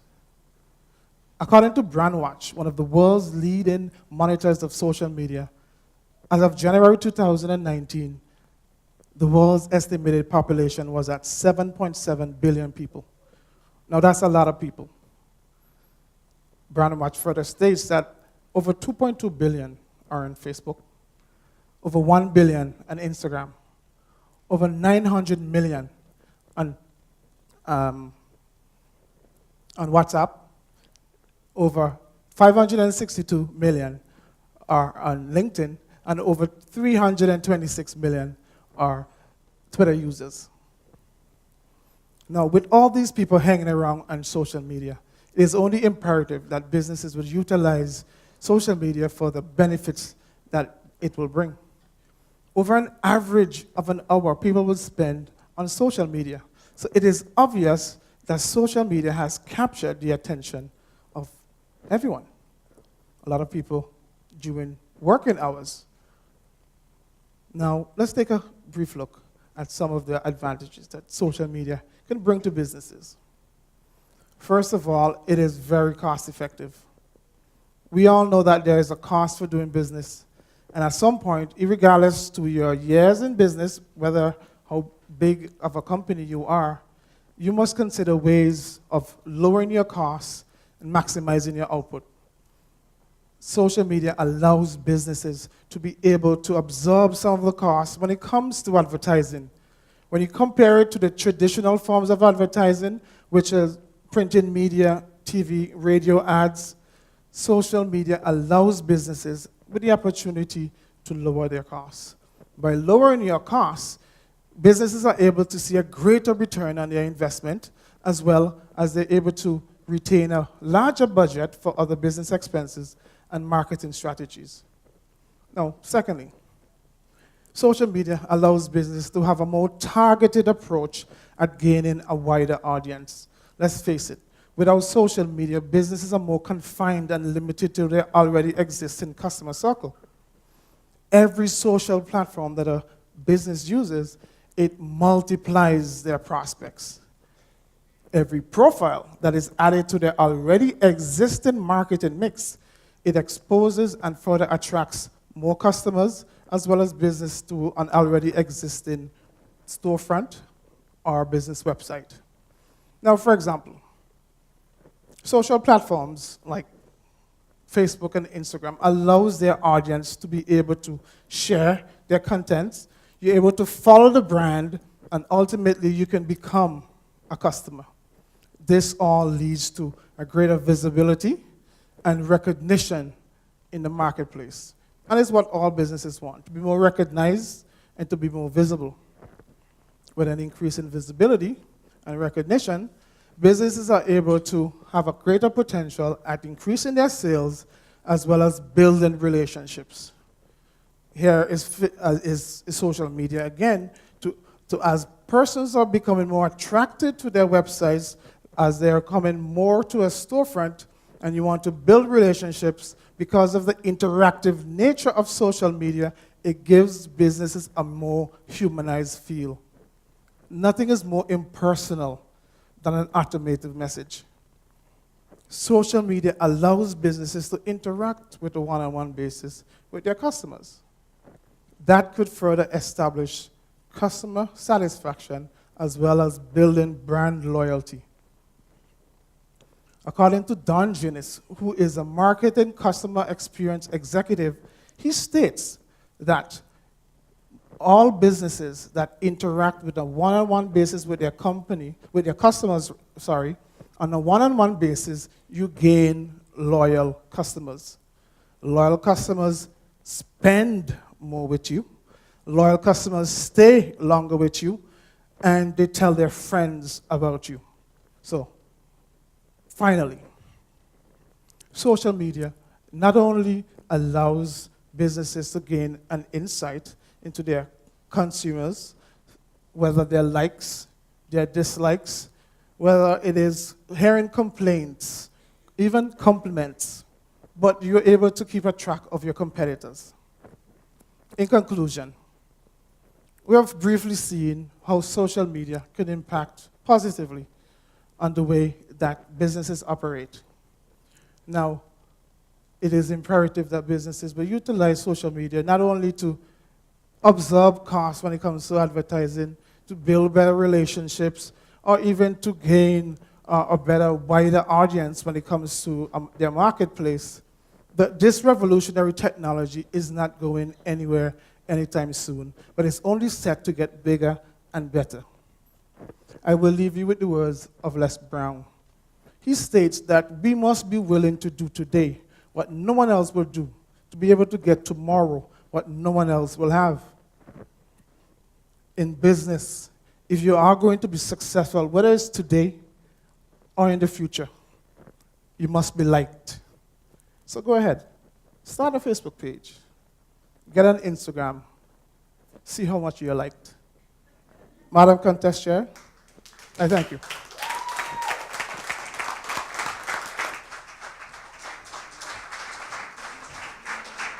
Another round of applause for Delano Burke.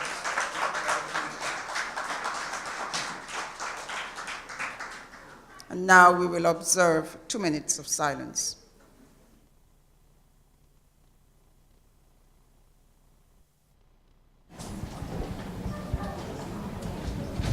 So, Shanna, we just heard contestant, or I should say participant number 8, Mr. Delano Burke of Metro St. General Insurance Company, and he really focused his presentation, his speech, on the use of social media from a business perspective. In a business perspective, he spoke about a number of issues in terms of the cost effectiveness of it, the fact that you can have a targeted approach to a potential wider market.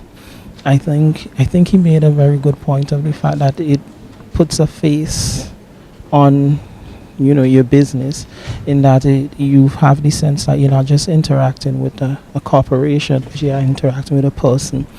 That gives it a more intimate feel. And he mentioned that one-on-one feeling, that one-on-one interaction really builds loyalty in your customer base. So I think he also mentioned, as some of the others have done, we mentioned some of the platforms that are very popular, like Facebook, Instagram, Twitter, but specifically what he did that no one did so far is mention LinkedIn. And the fact that this is the National Corporate Public Speaking Championship, I think it is important to mention that is a social media platform that is geared specifically for business type or professional type, I should say, interactions between businesses and other professionals. So what are your thoughts? Yeah, I also like the point that he made about businesses building relationships. I think that that's very important. It's a very important point. I think his presentation focused mostly on the positives of social media and how businesses can really benefit from the positives. So that one in particular about building relationships, he pointed out that about 2.2 billion people are on Facebook. I didn't know that I was among so many persons. So you're going to be starting a business soon? Well, maybe the platform is there, so. But yeah, that's very important for businesses to do because, I mean, having that one-on-one, when a business can reach out to you in your inbox to tell you something, thank you, it actually really does build loyalty, and it's important to build loyalty. Loyal customers, he said, spend more. So the businesses certainly benefit from this. And social media is indeed here to stay, so, you have to take advantage of the positives. So our next contestant is Kimsha Williams. Kimsha is representing Learning for Living, and she will be contestant number 9, and then we'll have the final contestant, Mala Nanton James, representing Excess Steel Inc. So we're awaiting Kimsha Williams to come with her presentation. I think they're setting the stage for her presentation at this time. Participant number 9, Kimsha Williams. From the Learning for Living, Kimsha's speech this afternoon is 3 ways in which social media can grow and improve your business. Help me welcome Kimsha Williams.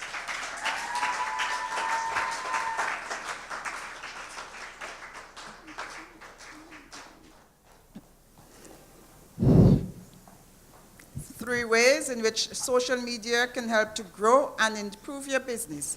Kimsha Williams.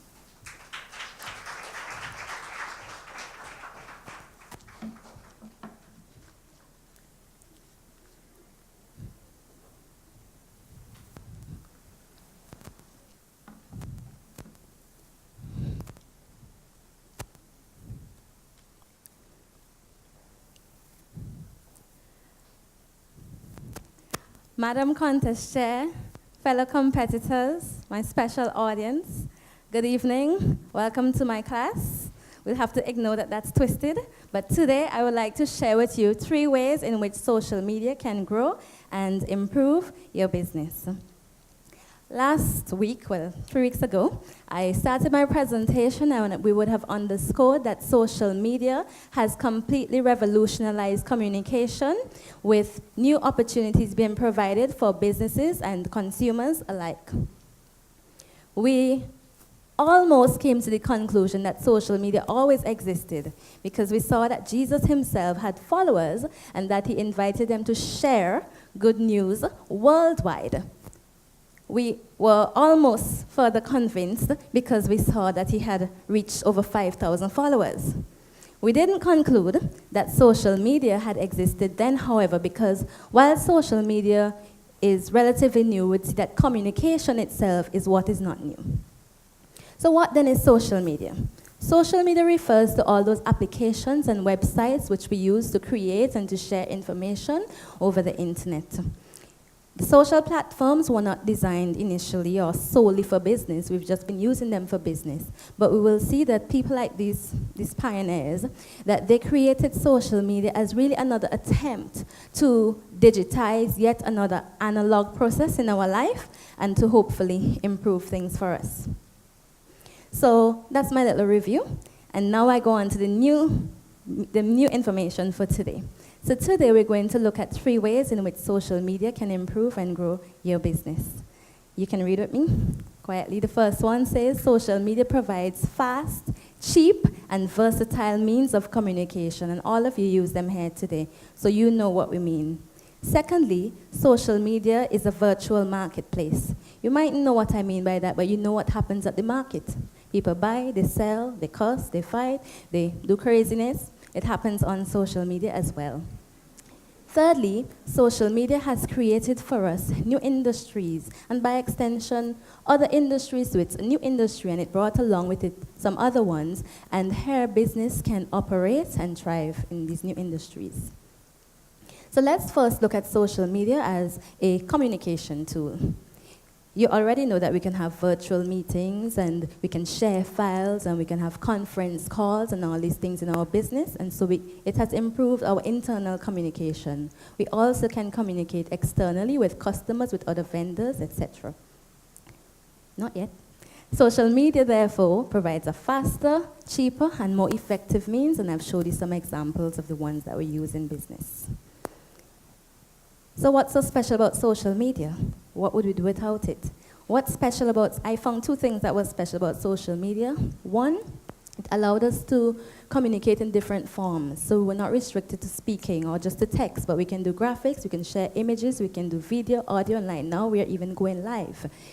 Social media also allows us to communicate in different modes. So one person can speak to one person can speak to many people can speak to one person, and many people can talk to many people. So on one platform, you can have all these different forms of communication, very much unlike any of the traditional means that we're used to using to communicate. I have a book here, I brought it with me. It's one of my good books. I have a lot of them. And in this book, Mr. Brunson talks about making a product. That's what we do in business. We design products and we design services. So he says, when you design your product, decide who you want to sell to.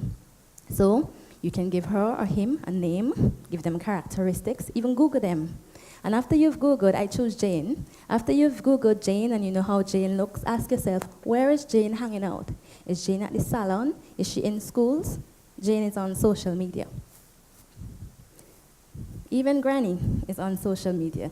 The little children are on social media, the teenagers, the adults, no matter who your target group is, they're going to be there. In the book, further, I took a little screenshot, because I have the digital version as well, and I cropped it. So all that you can do with social media, I cropped it and I put it in here. And you will see that Mr. Brunson shows us how all these traditional means are now being converted into new media. And you will see that all of the traditional ways in which we communicated, that the digital equivalent is found on social media. So whereas we would have been using direct mail before, email, networking, going around talking to all these people, there's Facebook and others like that, TV, YouTube, radio, podcasts, newspapers, we are now doing blogs.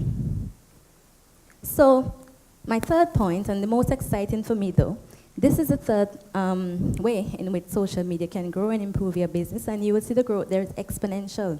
So social media is this new industry that allows businesses to become innovative, for them to try to find new ways to digitize the current things that they're doing, the traditional things that they're doing, find new ways of making things cheaper, making things faster, and just the way that our consumers are asking for them, because our consumers do want things this way. Finally, I wish to conclude by giving a challenge to myself and our business and to other businesses that are present here. And my encouragement is to us is to exploit all these means that we have presented here that are provided on social media, and to not only become skilled and strategic users of these platforms that already exist, but instead to add to this wider multi-billion-dollar industry by creating meaningful engagement and new and innovative products and services for existing businesses that you do, and also create new businesses that would allow people to allow our consumers to solve their problems, more problems as they arise.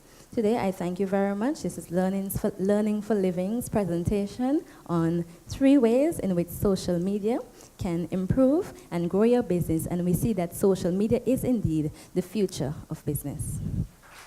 Madam Contest Chair, thank you.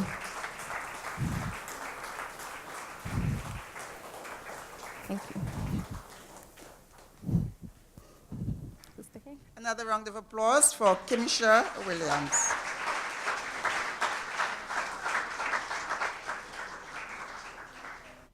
will now observe 2 minutes of silence.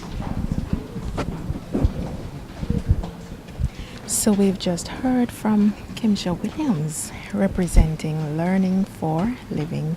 Kimsha is a teacher, and we saw that coming out. She just transformed this room into her classroom and presented her topic of what was her topic? The topic was 3 ways in which social media can grow and improve your business. Right. And she really had some good points. She revised, that's the word I was looking for as a teacher. She revised her presentation from the preliminaries. Yes. And then she went on to her new topic, where she put forward her points on the 3 ways that social media could grow and improve a business. I think her presentation was really good. She taught well, she had facts, and provide fast, cheap, and versatile means of communication. She said that's what customers are looking for anyways, something that is fast and cheap, and social media offers that.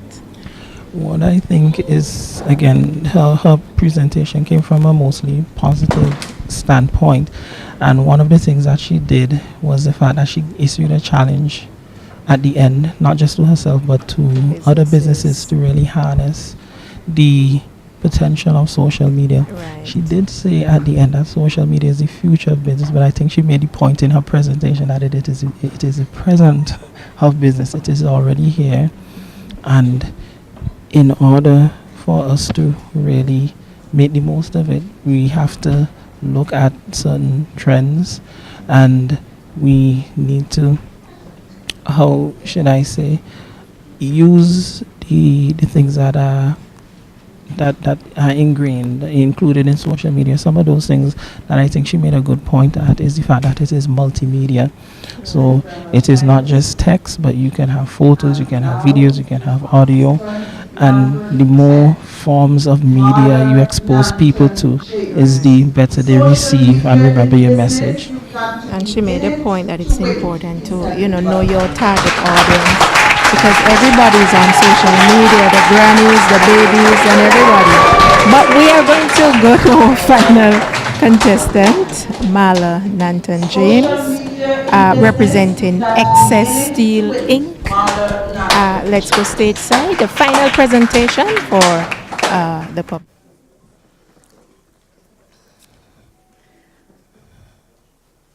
This evening, we've got balls numbered from 0 to 9. Let's get them into the mixing chambers and set the machine going. Remember, you've got to be in it to win it. Ladies and gentlemen, Madam Contest Chair, it feels great to have won. Though I really wish it was the lotto, I sincerely thank the Creative Thinkers Club for this prestigious award in the category Social Media and Business.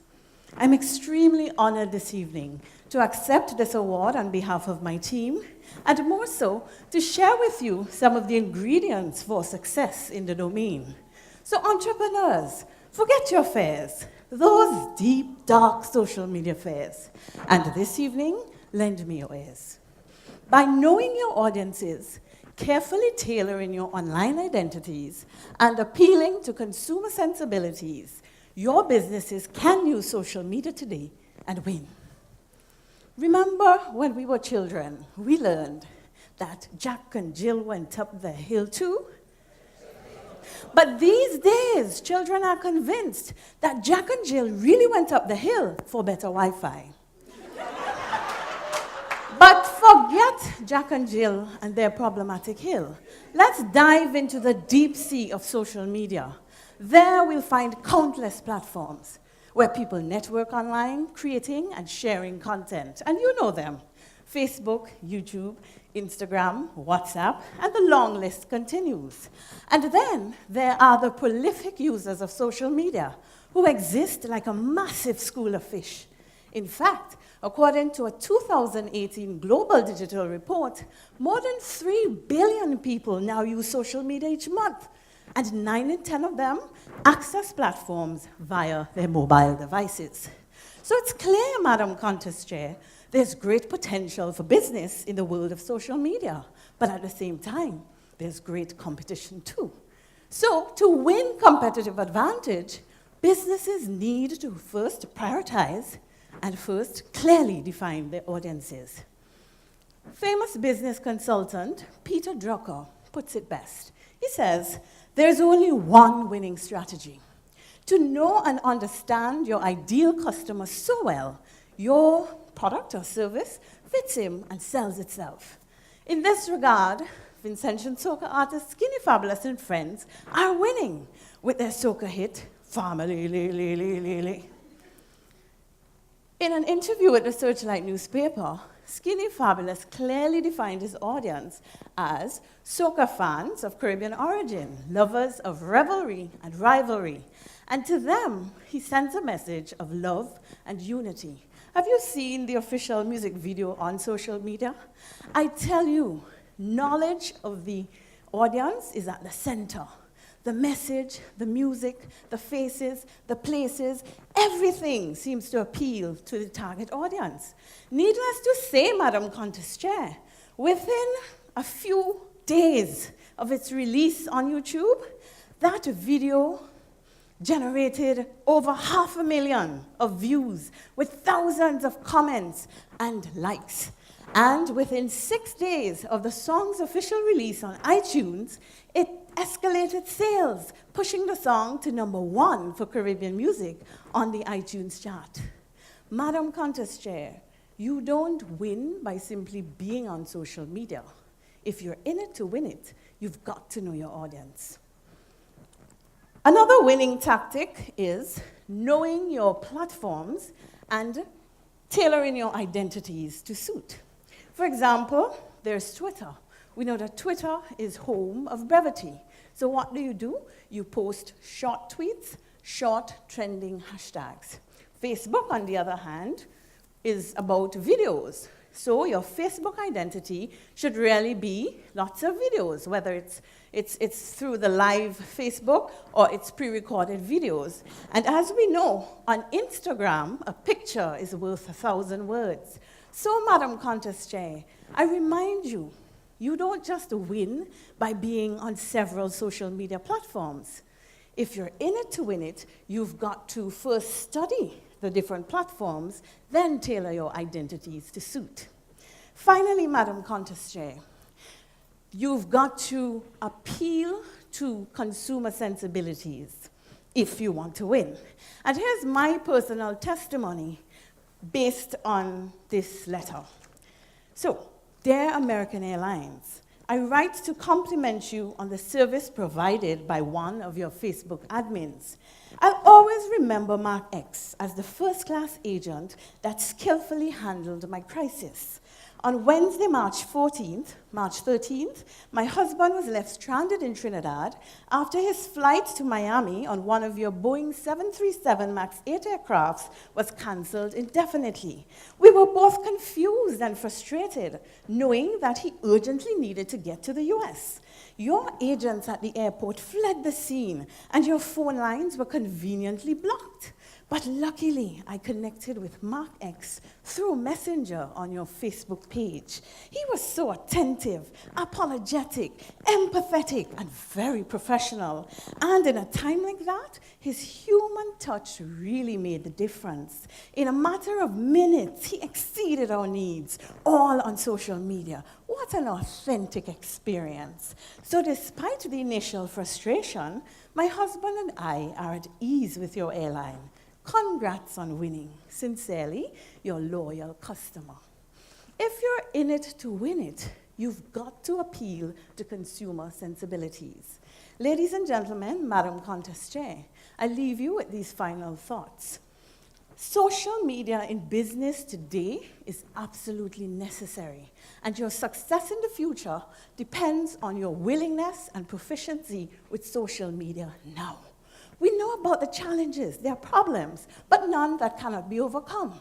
Whether your business is 5 employees or 5,000, you've got to exploit the necessary tools to win. By knowing your audiences, carefully tailoring your online identities and appealing to consumer sensibilities, your businesses can win with social media today. Remember, you've got to be in it to win it. Madam Contest Chair.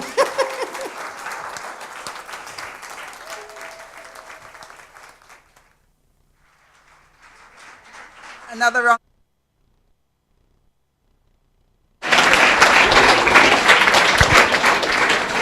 And that was our final contestant, Marla Nanton James, and she was not in fact representing the National Lotteries here, Jamali. She was representing Excess Steel. She used the tagline of the National Lottery.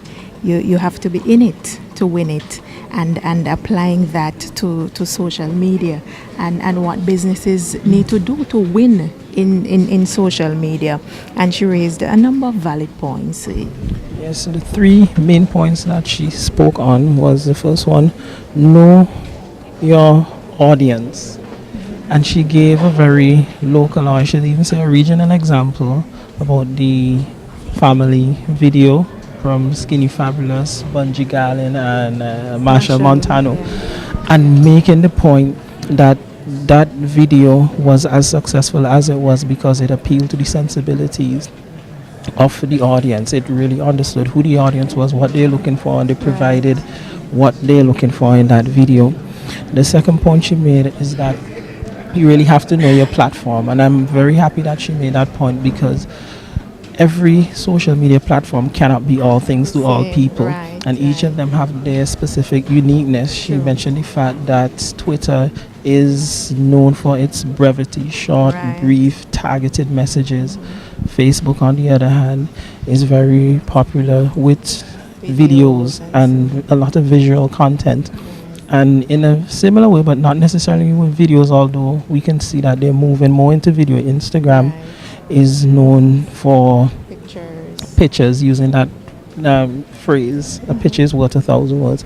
And her final point was the fact that social media, you should appeal to the sensibilities of your customer because it is such a one-on-one, because it has the potential, I should say, to be such a one-on-one medium that you can really target your interaction to deal with specific situations of your customer base. So, well, we saw that she brought out again that human touch that businesses need to have to social media. At this time, the 10 finalists, well, not finalists, sorry, the 10 contestants, semi-finalists, thank you. They were standing and looking at the audience, and they're getting a rousing round of applause. For the judges this evening, find who will you receive your vote. Thank you very much.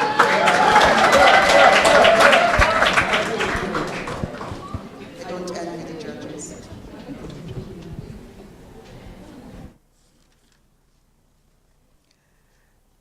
Just to let you know that all of the headphones, the head microphones worn by the participants today were from a generous donation from BDS Nice, Mr. Douglas DeFruitis. Thank you very much, sir.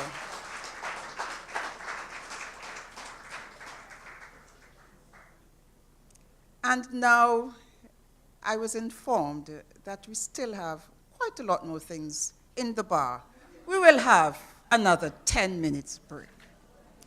Please come back. There are lots in store for you.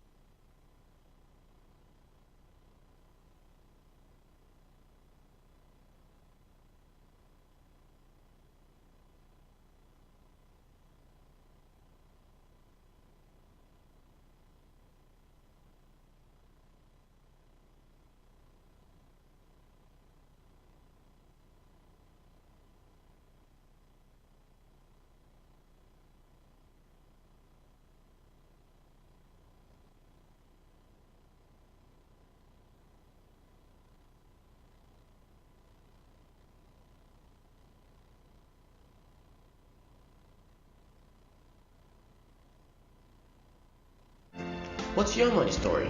How's your relationship with money? How well is it working for you? Money coaching explores past money behaviors, examines the present, and charts your financial future. Call Inner Money Dynamics at 593-2940. Visit our Facebook page at Inner Money Dynamics or website innermoneydynamics.com. Looking for a different preschool which makes a difference? We have the answer. The Grace Christian Childcare Center located in Kingston Park is the ideal place. A Christian staff, a Christ-like environment, and academic excellence are our top priorities. We provide high-quality care and Christian education in a safe, nurturing environment by engaging children actively in the learning process and providing a variety of strength-based learning experience. Come enjoy our spacious and child-friendly facility, strategic location, and our warmth for your child. At Grace Christian Childcare Center, we realize that quality is remembered long after the price is forgotten. Drop in today and pay us a visit. We are located upstairs the Grace Community Baptist Church, Kingston Park, or you can contact us at 496-8187 or 528-4203. Don't wait, because the better tomorrow depends on what we do today. Changing lives by changing hearts. The Grace Christian Childcare Center. What's your money story? How's your relationship with money? How well is it working for you?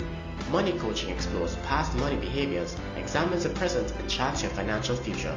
Call Inner Money Dynamics at 593-2940. Visit our Facebook page at Inner Money Dynamics or website innermoneydynamics.com. Looking for a different preschool which makes a difference? We have the answer. The Grace Christian Childcare Center located in Kingston Park is the ideal place. A Christian staff, a Christ-like environment, and academic excellence are our top priorities. We provide high-quality care and Christian education in a safe, nurturing environment by engaging children actively in the learning process and providing a variety of strength-based learning experience. Come enjoy our spacious and child-friendly facility, strategic location, and our warmth for your child. At Grace Christian Childcare Center, we realize that quality is remembered long after the price is forgotten. Drop in today and pay us a visit. We are located upstairs the Grace Community Baptist Church, Kingston Park, or you can contact us at 496-8187 or 528-4203. Don't wait, because the better tomorrow depends on what we do today. Changing lives by changing hearts. The Grace Christian Childcare Center.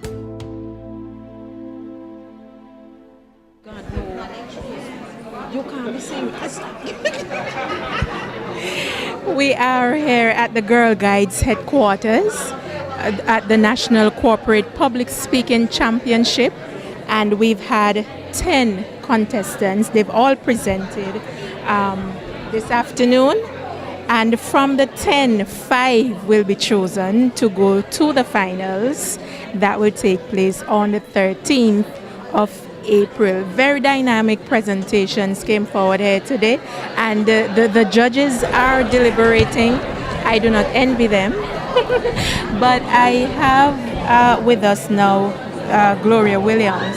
Gloria, you're a Toastmaster, you're a teacher. Gloria, you've judged many public speaking competitions. What do you think about what was presented here today?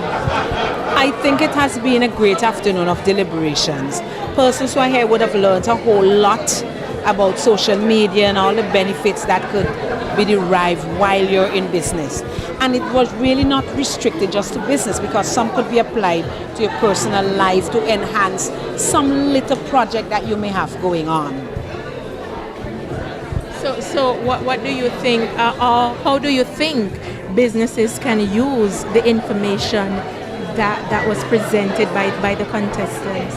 I think that one major takeaway that I have is in the line of advertising, where traditionally it was so costly and the market was well restricted, the audience was restricted, because if I don't buy a newspaper, I may not see it. I may hear about it, but the value has not left itself on me.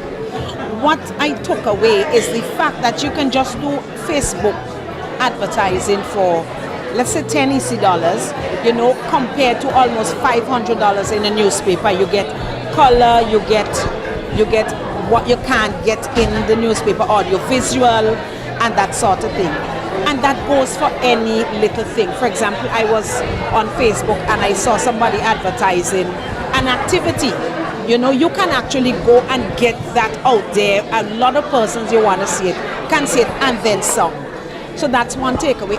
As for the other things, I like the idea of trying to push the competitive edge through social media and other things that like communication and upgrading and like competition and boosting what you have already and that sort of thing. I really like that. Let's talk about the contestants themselves and the way that they presented their argument. What impression, did they make on you? Well, I must say that I was outside organizing something when contestant number 1 went on. So I saw from contestant number 2. What I noticed was some of the liberties allowed in public speaking, for example, using notes, using a PowerPoint in this special case, and using drama were allowed with real sufficient measure, utilized with sufficient measure. But what I would say is that at the end of the day, the person who knows the speech inside, who would have learned the speech sufficient to be able to maybe use some drama, not really be over dramatic, but be able to use some gesticulation, some bodily gestures, some facial features that would help to draw the point out. Get that vocal variety that is all important when you speak it. Give me some lilts, come back down. Give me some platforms, come back. You go up and down so that you sort of create a story for the persons and you make it interesting and create a desire for listening in the audience. At the end of the day, the person who can do that, right, and remove the cards, which could be a distraction. If you don't really, I for instance, I saw one person who was doing the speech. There were cards, but that contestant had a problem. There were lulls and lapses, and so trying to remember how to connect this card from this card. It's as if the person felt that maybe it was overbearing to keep looking down on the card, which it really should not have been had the person done it in a smooth manner.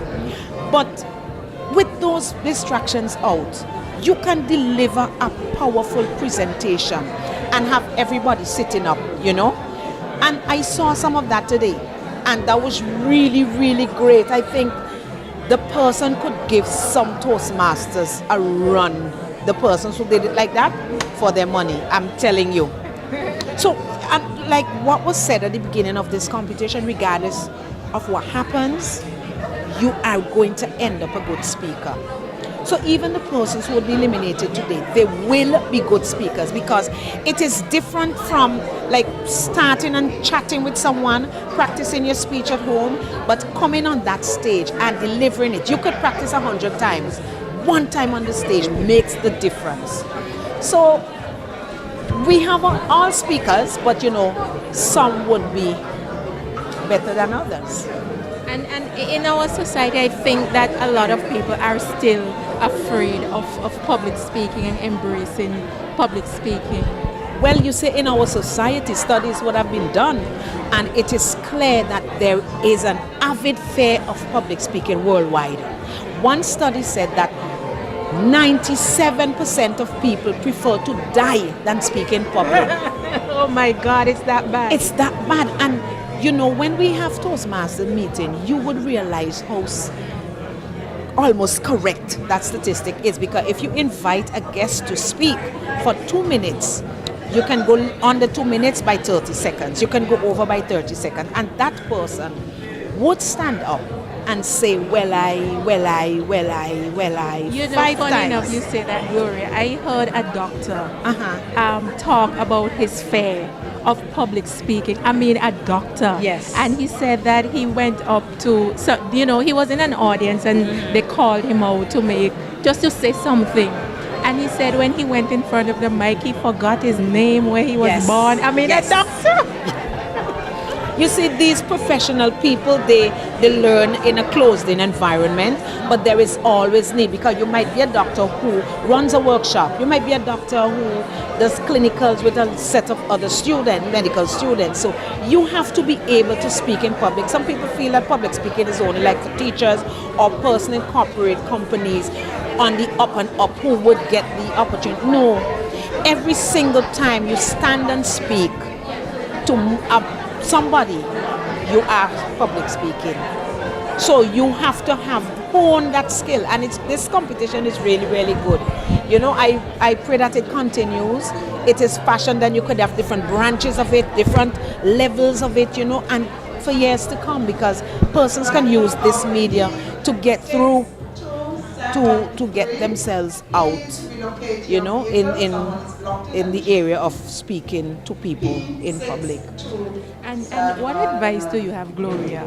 I mean, were you always this? I was born like this. I was born with the gift of gab.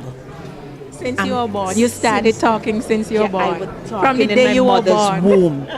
And I think my mother was dying to get this little girl out.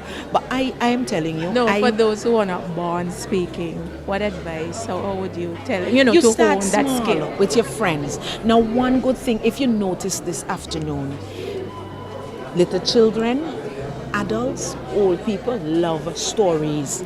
So you phrase what you're saying in a story. I bet you the speakers that you sat up and looked at intently were the ones who had a storyline, their idea encased in a story. So you start with a story. You know, you can say, well, I had a bruise, and you're talking about it. Put it in a story format.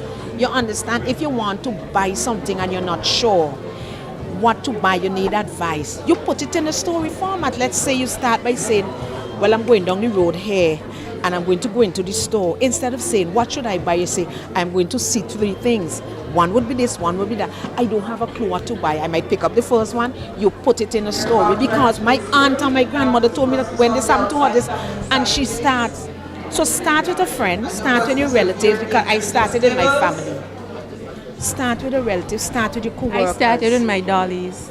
Yes, that's a real excellent way of doing it. Start with your dolls, play school, and you cut out the beating, but talk to them, and you would be surprised how you start to, and then you have to get yourself on with the use of the language, you know? Be comfortable. Be comfortable. So to do that, you have to see the language in action by reading, you know, because social media, you could look at a video on your phone, but the language there is not always guaranteed.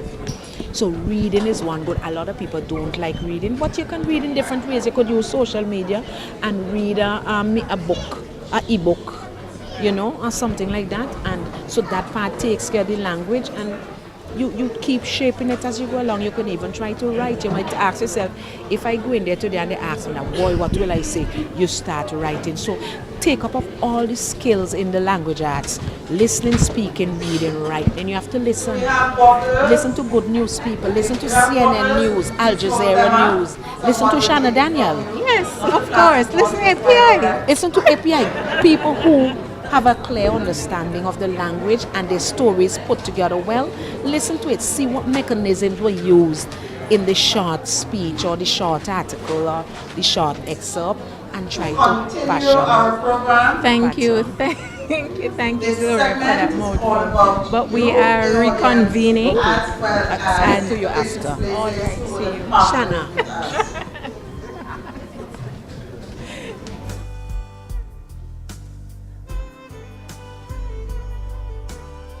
I wish to once again thank the committee members from the National Corporate Public Speaking Championship for their untiring efforts in ensuring that this competition becomes a reality, not once, but we've done it twice, and I'm sure that we're going to be doing it 3 times. One of our committee members is celebrating a birthday today, and I wish to ask Toastmaster Zoloni Days to come to the lectern, please.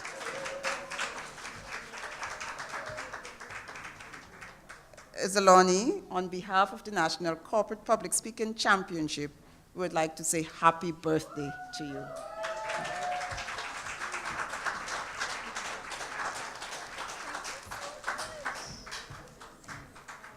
And I will also give you just a few minutes to put down your goodies, and you will also come to the lectern.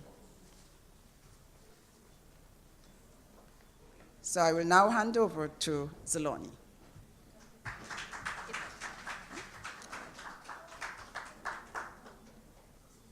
Let me bring that for you. Ladies and gentlemen, welcome. As in keeping with the theme, we have been monitoring our social media platforms, especially our Facebook. And we have identified one person who has been very enthusiastic in sharing and supporting this public speaking competition. Can I have a drum roll, please? Mr. Jamali Jack.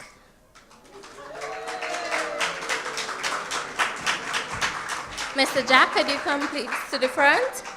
We have a gift voucher from the Onyx Spa, and we also have an umbrella courtesy Massey Stores.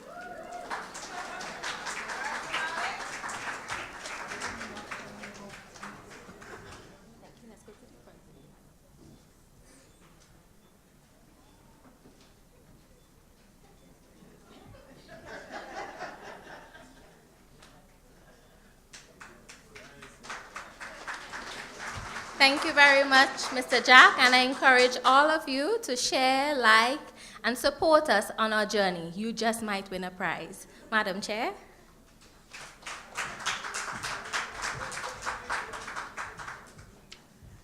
I saw the surprise on Jamali's face all the way over there. Me?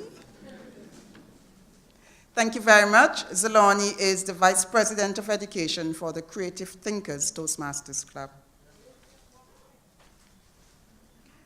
Now, the president of the Creative Thinkers Toastmasters Club, Mr. Sinclair Stapleton, he also will be conducting a raffle, and it is going to be quite interesting. Mr. Sinclair Stapleton assumed the presidency 2018, and it will conclude on 2019. But what a journey it has been for him. This was his baby. Give him a round of applause.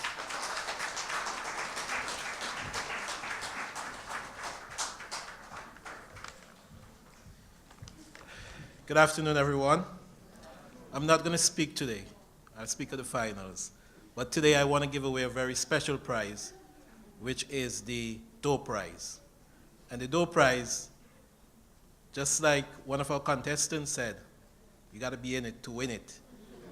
So for those of you who actually came to the semifinals, you're getting an opportunity to win $300 today. Cash. Thankfully, you did not stream this event live. As old people said, you walked and you came here. And because of that, somebody is going to leave fat with $300. This $300, it's being sponsored by Corporate Products Accounting Services, my very own company, and we specialize in QuickBooks accounting software training and the installation of computerized systems. So at this time, that ticket that you were given, the other half, please take it out now. As I'm about to pick the lucky person, the lucky winner. Huh? Do I know?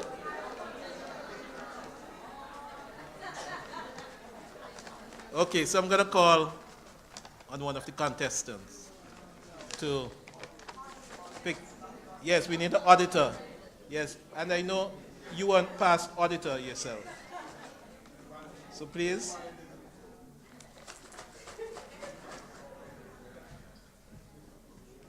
And who's going to be that lucky person? It's take it, as you would say in bingo, upside down. Upside down. Number 69. Okay.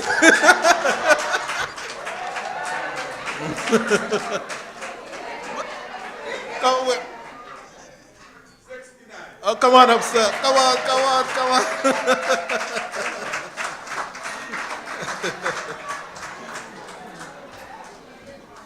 This is your envelope? I sing great boy. Yeah, man. Prove, man. Yes, yes, let me see. Let me know.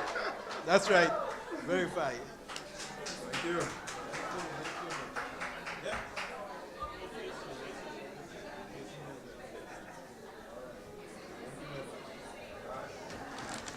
Thank you very much, all of you. Lovely.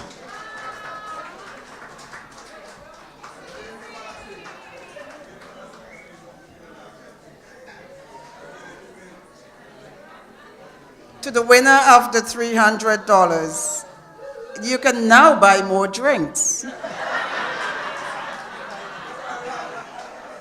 Be sure to patronize the bar some more. As a matter of fact, this corner is saying you can buy for the team.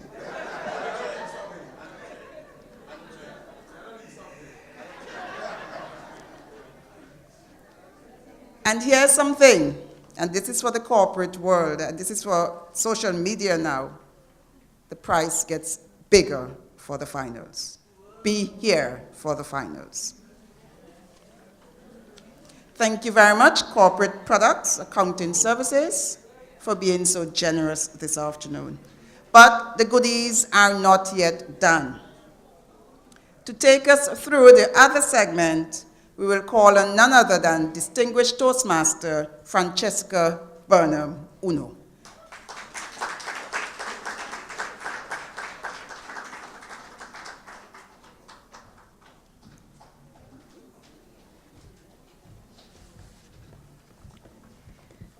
Madam Contest Chair, guests and fellow Toastmasters. At this point, we have another little special presentation for, I'm not too sure how the company will divide it up, but they'll make their own decision. But the participating company with the highest audience turnout.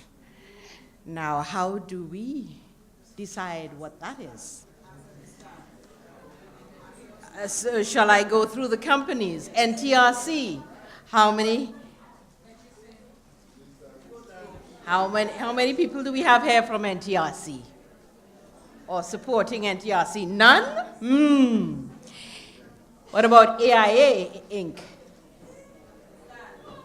Woo! So can I have a count there? 1, 2, 3, 4. Stand. Keep standing, please, until I'm sure that I have a count. 1, 2, 3, 4, 5, 6, 7, 8, 9, 10, 11. Looks like about 11. All right, then. From the Royal St. Vincent and the Grenadines Police Force.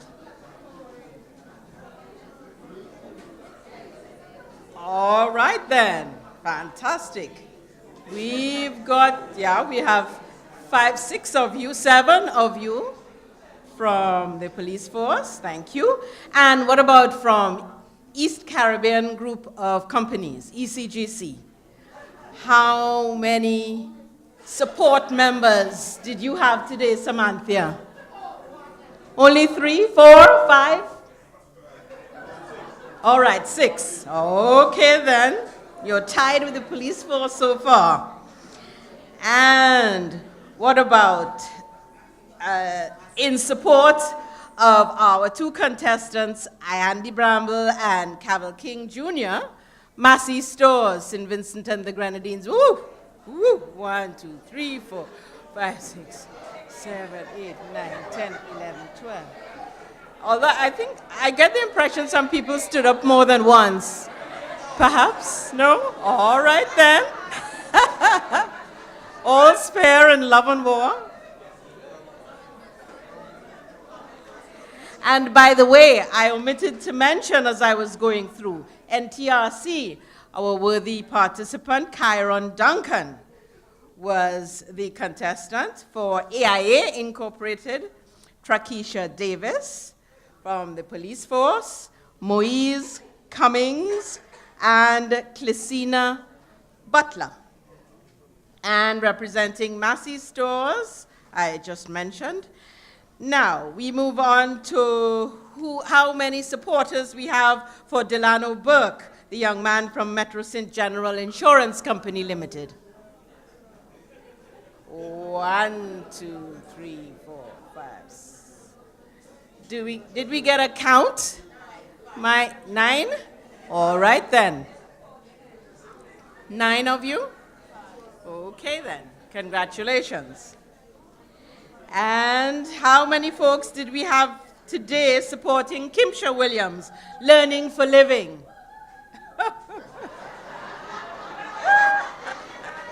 Yeah. Yeah. Both hands don't count, just the one body, okay? All right. And finally, our 10th contestant or participant, Marla Nanton James. How many supporters did she have from Excess Steel Inc.? Aha. What kind of count do we have there? 8? All right then. And just so that you can all have a look, see what the company wins.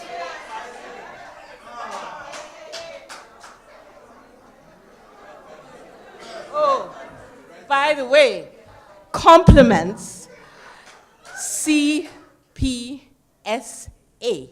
Corporate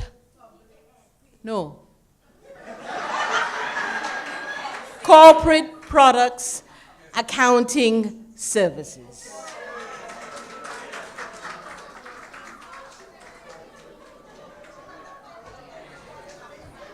And ladies and gentlemen, Judge.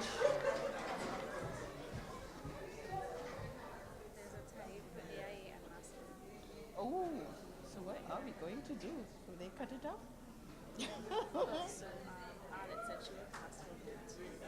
Oh, so AIA gets it. Ladies and gentlemen, I have just been informed that there has been a tie. There has been a tie. And at the same time, yes, Toastmaster Gloria, you have a view?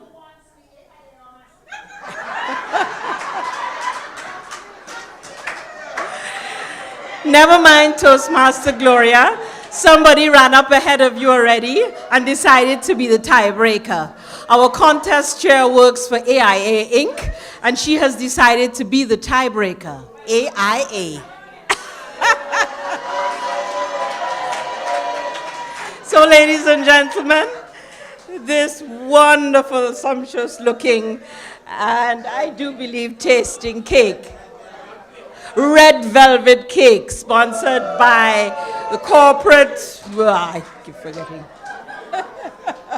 accounting service. This wonderful cake goes to AIA Inc. And I do hope, since I allowed you, Madam Contest Chair, to be the tiebreaker, I get a taste. Who will come to receive this wonderful cake? Not you, Madam Trakisha? Oh, yes. Mrs.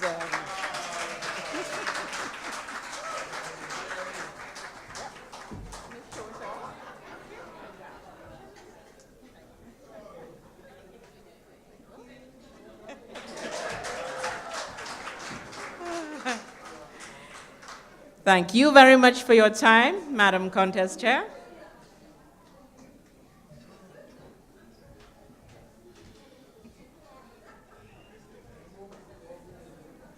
I may have agreed to be the tiebreaker, but I didn't cast my vote as yet. But either way, I would have gotten a slice of that cake from Massey or from AIA.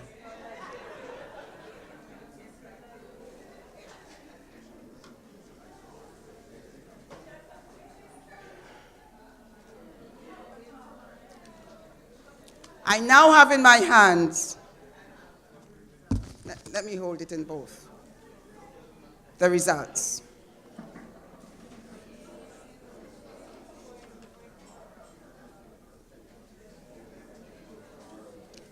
And the 5 finalists are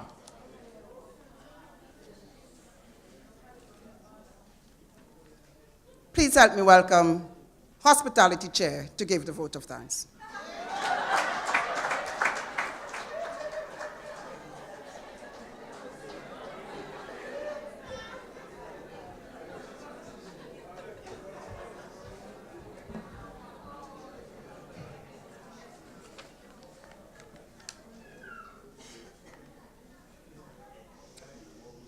Madam Chair,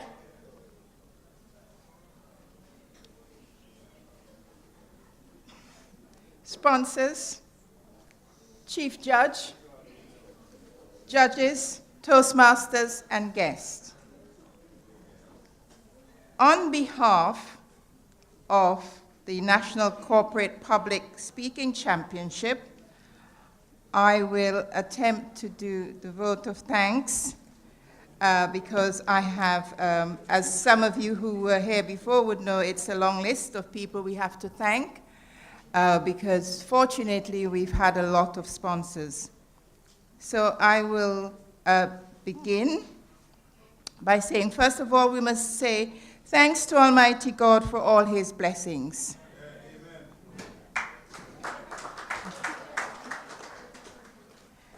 Thank you to Flow, our platinum sponsors.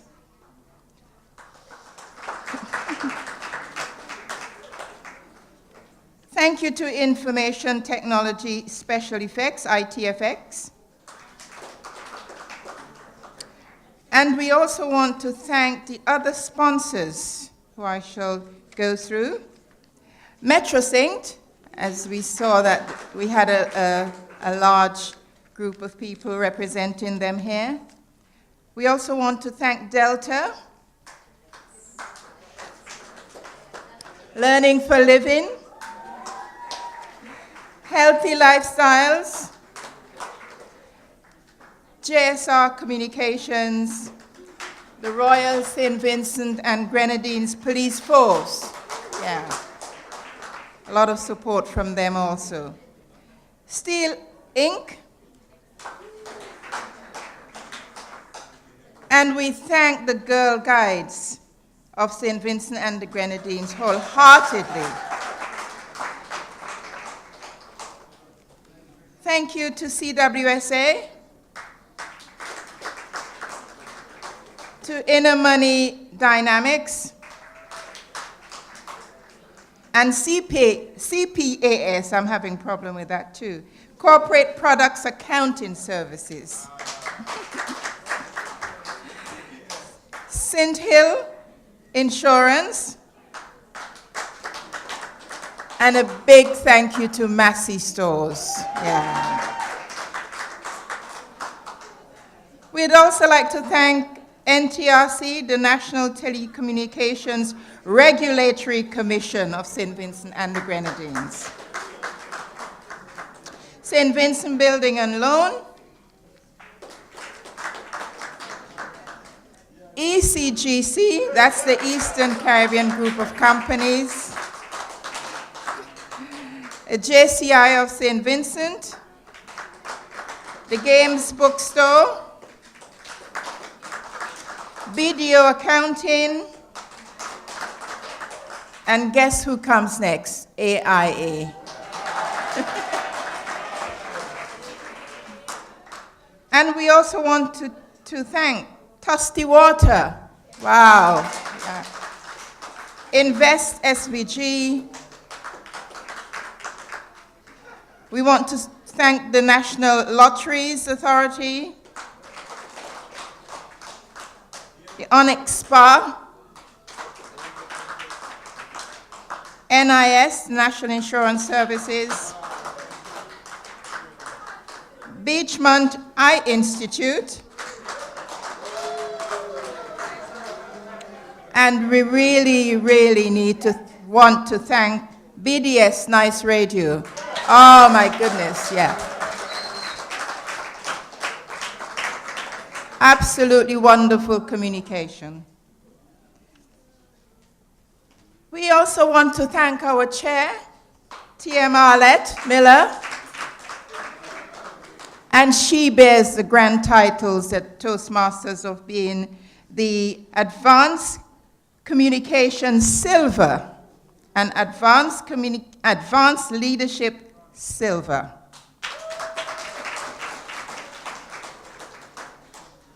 Also DTM Francie Burnham Unu, who was, we want to give her a big thank you. She worked so hard.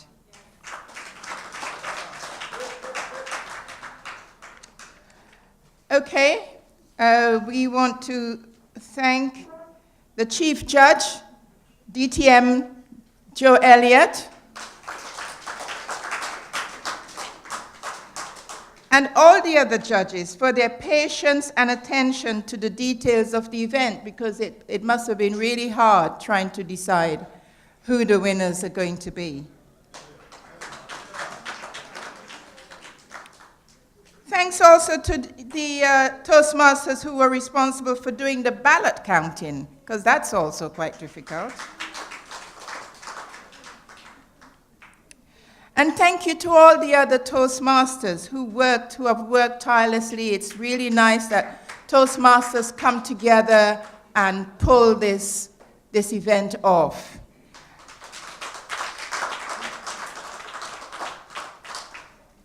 And not forgetting Sinclair, who came up with the idea.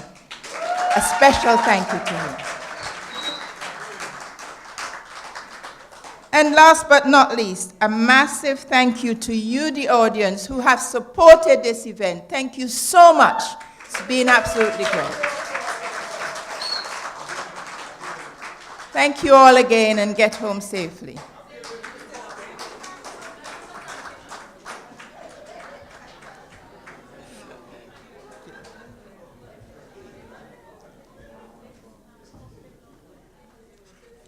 Also to the Bank of St. Vincent and the Grenadines, we want to thank you for partnering with us.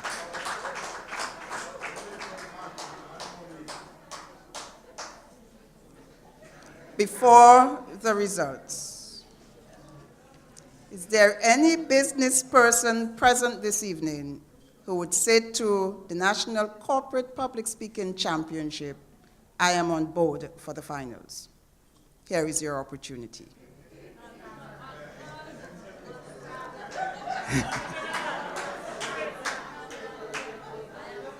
Going once.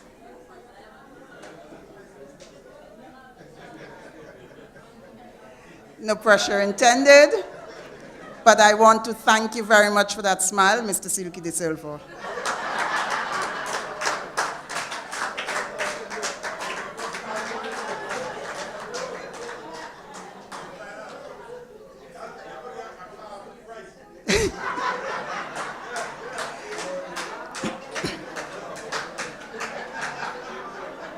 Would all the Toastmasters, both past and present, here in this room, would you please stand?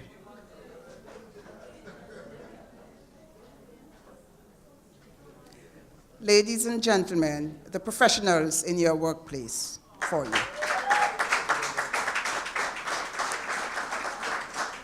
Thank you very much. And now for the results. In no apparent order. From the Royal St. Vincent and the Grenadines Police Force, Moise Cummins.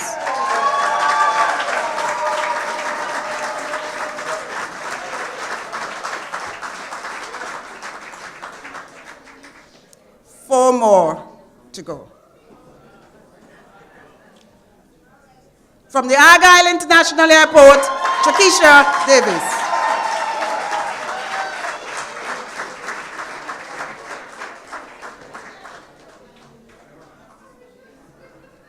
3 more to go. Audience, you have been good so far. From Massey Stores, Ayandi Bramble.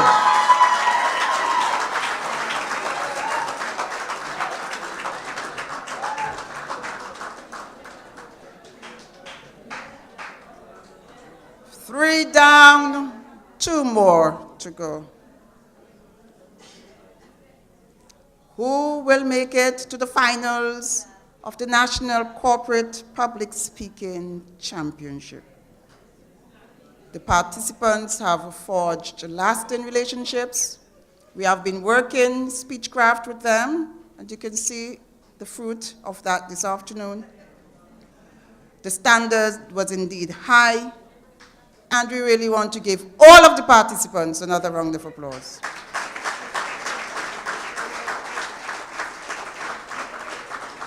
Finalist number 4. From XX Steel Inc., Marla Nanton James.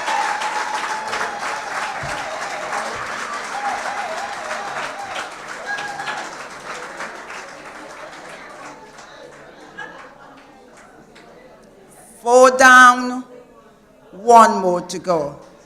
Let me see the hands of all those in the audience who will be here on the 13th of April for the finals. Come on, come on, all the hands, all the hands, all the hands. Finalist number 5. Ladies and gentlemen, I present to you Cavell King Jr. from Massey Stores.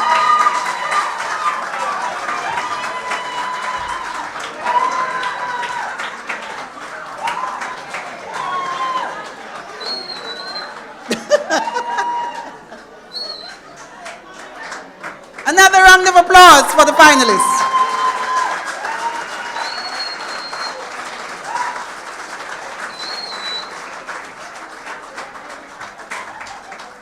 Ladies and gentlemen, all that is left for me to say is thank you and see you on the 13th of April. Have a good night.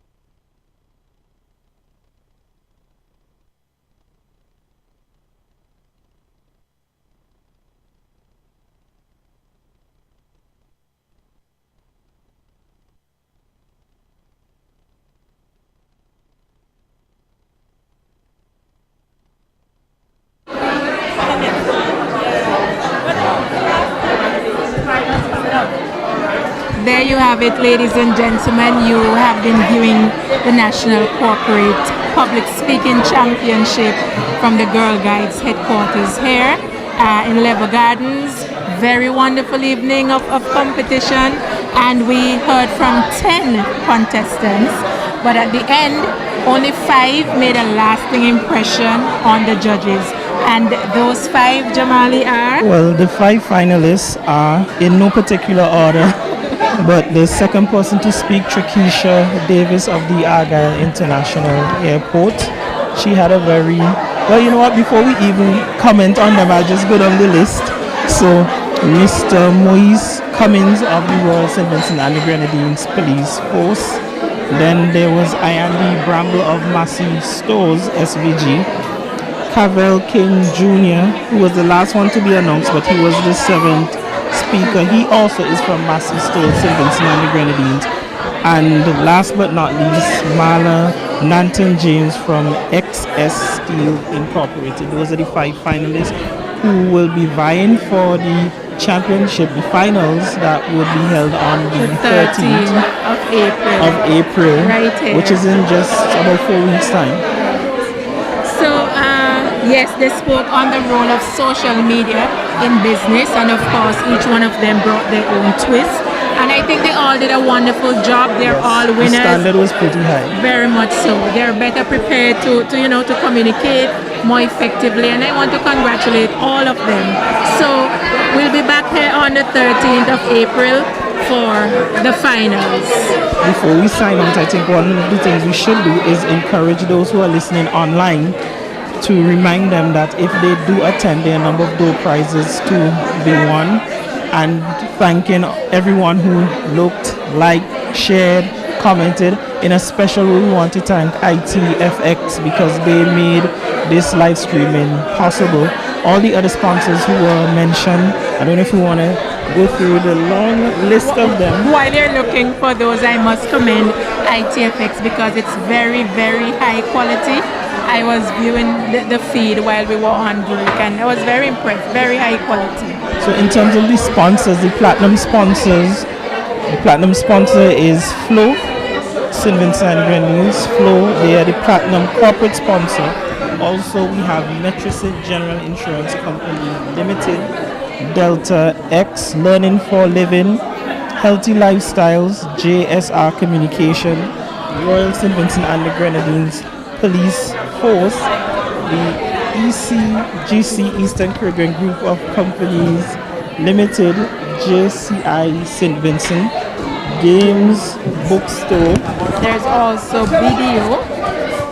Yes, BDO, Argyle AIA, International Airport, Tusty Water, Invest SEG, Cynthia Insurance, Massey Stores. Yeah, we did mention Massey Stores. Also, we have the National Lotteries, BDS Nice Radio, ITFX, Onyx Spa, Beachmont Eye Institute, and the National Insurance Services, and also Building and Loan Association. Those are the sponsors today. We really want to thank everyone who looked at the feed, liked it, shared it again, because after all, we are discussing, or the participants did talk about the impact of social media, particularly in business. So hopefully you will be here again on the 13th of April for the finals. And before we go, congrats to you, Jamali, and enjoy your money, Petty. Right, thank you very much. So this is Jamali Jack, and I'm Shanna Daniel. Thank you for viewing. Take care. Looking for a different preschool which makes a difference? We have the answer. The Grace Christian Childcare Center located in Kingston Park is the ideal place. A Christian staff, a Christ-like environment, and academic excellence are our top priorities. We provide high-quality care and Christian education in a safe, nurturing environment by engaging children actively in the learning process and providing a variety of strength-based learning experience. Come enjoy our spacious and child-friendly facility, strategic location, and our warmth for your child. At Grace Christian Childcare Center, we realize that quality is remembered long after the price is forgotten. Drop in today and pay us a visit. We are located upstairs the Grace Community Baptist Church, Kingston Park, or you can contact us at 496-8187 or 528-4203. Don't wait, because the better tomorrow depends on what we do today. Changing lives by changing hearts. The Grace Christian Childcare Center. What's your money story? How's your relationship with money? How well is it working for you? Money Coaching explores past money behaviors, examines the present, and charts your financial future. Call Inner Money Dynamics at 593-2940. Visit our Facebook page at Inner Money Dynamics or website innermoneydynamics.com. Looking for